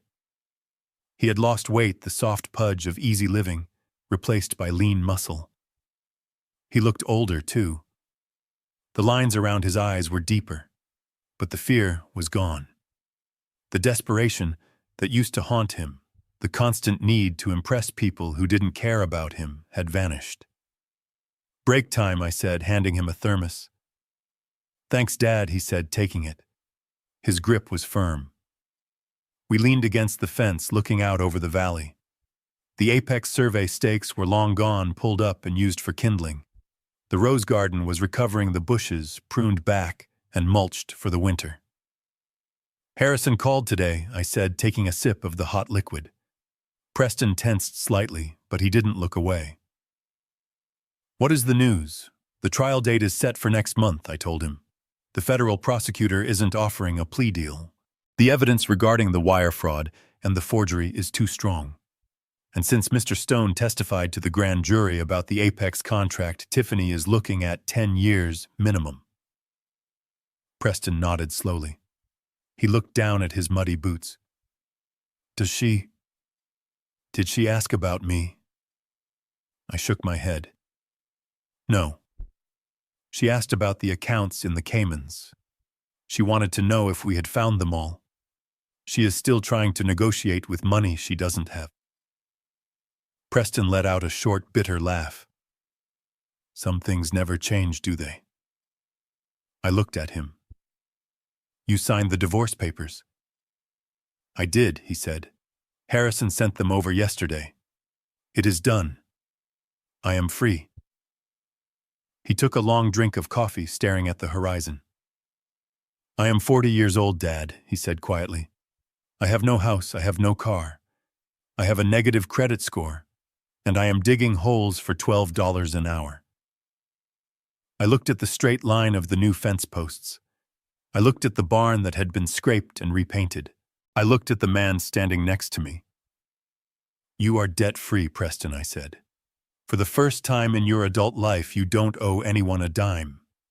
You are sleeping soundly at night. And you built that fence straight. That is not nothing. That is a foundation. He looked at me, a small, genuine smile touching his lips. It is a start, I guess. It is, I agreed. I didn't tell him everything Harrison and I had discussed. I didn't tell him about the new document sitting in the safe in my office. After the dust settled, I had updated the Abigail Carter Trust. I didn't cut Preston out completely, but I didn't hand him the keys to the kingdom either. The new clause was specific. Preston would inherit the ranch, but not today, not tomorrow. The clause stipulated a 10-year probationary period. For 10 years, Preston had to work the land. He had to learn the business from the ground up, not as an owner, but as a steward. He had to prove he could keep the books in the black. He had to prove he valued the soil more than the sale price. If and only if he completed that decade of service with integrity, the title would transfer to him. If he failed, if he tried to sell, if he fell back into his old ways, the entire estate would be liquidated and donated to the Hector Vance Foundation for struggling seniors. It was harsh, it was strict, but it was the only way to save him. You can't give a moth a legacy. He has to earn it. And looking at him now, seeing the pride he took in a simple fence post, I thought he just might make it. I finished my coffee. Get back to work, I said, clapping him on the shoulder. That fence isn't going to fix itself, and the herd is moving to this pasture tomorrow. Yes, sir, Preston said. He picked up the post hole digger. He didn't complain. He just went back to work. I walked back up the hill, past the house, past the rose garden, toward the small family cemetery on the ridge. I stopped in front of a simple granite headstone, Abigail Carter, beloved wife and mother. I took off my hat and held it to my chest. The wind ruffled my gray hair. I felt a peace settle over me, a deep, abiding silence that I hadn't felt since the day she died. I stood there for a long time, watching the sun dip lower, casting long shadows across the grass. I kept the promise, Abby, I whispered to the wind. The roses are safe. The house is safe. I looked down toward the paddock where Preston was still working, a small figure against the vastness of the landscape. And the boy. The boy is going to be okay, I said. It was touch and go for a while. We almost lost him. But I think he is finding his way back. I smiled, a sad, weary smile. You were right, Abigail. You were right to hide the trust. You were right to force my hand. Sometimes you have to let them fall. You have to let them hit the dirt and bleed a little, because if you keep catching them, they never learn how to stand up. I put my hat back on, adjusting the brim against the setting sun. The ranch is safe, my love, I said. And as long as there is breath in my body, it will stay that way. I turned and walked back down the hill toward the house. The lights were coming on in the kitchen. I had a steak to cook. And for the first time in a long time, I had a son coming home for dinner who was hungry for the food, not the money. It wasn't the ending I had expected 6 months ago. It was better. It was real. And in a world full of Tiffany's and Apex golf groups, reality is the most valuable thing a man can own. At 70, I realized that blind love can be more dangerous than neglect. For years, I thought silently paying my son's debts was helping him, but I was only robbing him of his manhood and making him easy prey for predators like Tiffany. The most valuable legacy I saved wasn't the $18 million ranch, but the lesson of self-respect and honest labor. I learned that you cannot give a man a spine. He must grow it himself. Sometimes to save a man, you have to let him fall hard into the mud, where only sweat and truth can pull him back up. What do you think about my ultimatum for Preston? Was making him shovel manure too harsh, or was it exactly the wake-up call he needed to finally become a man? Let me know your thoughts in the comments. Don't forget to hit like and subscribe for more gritty real-life stories from the ranch.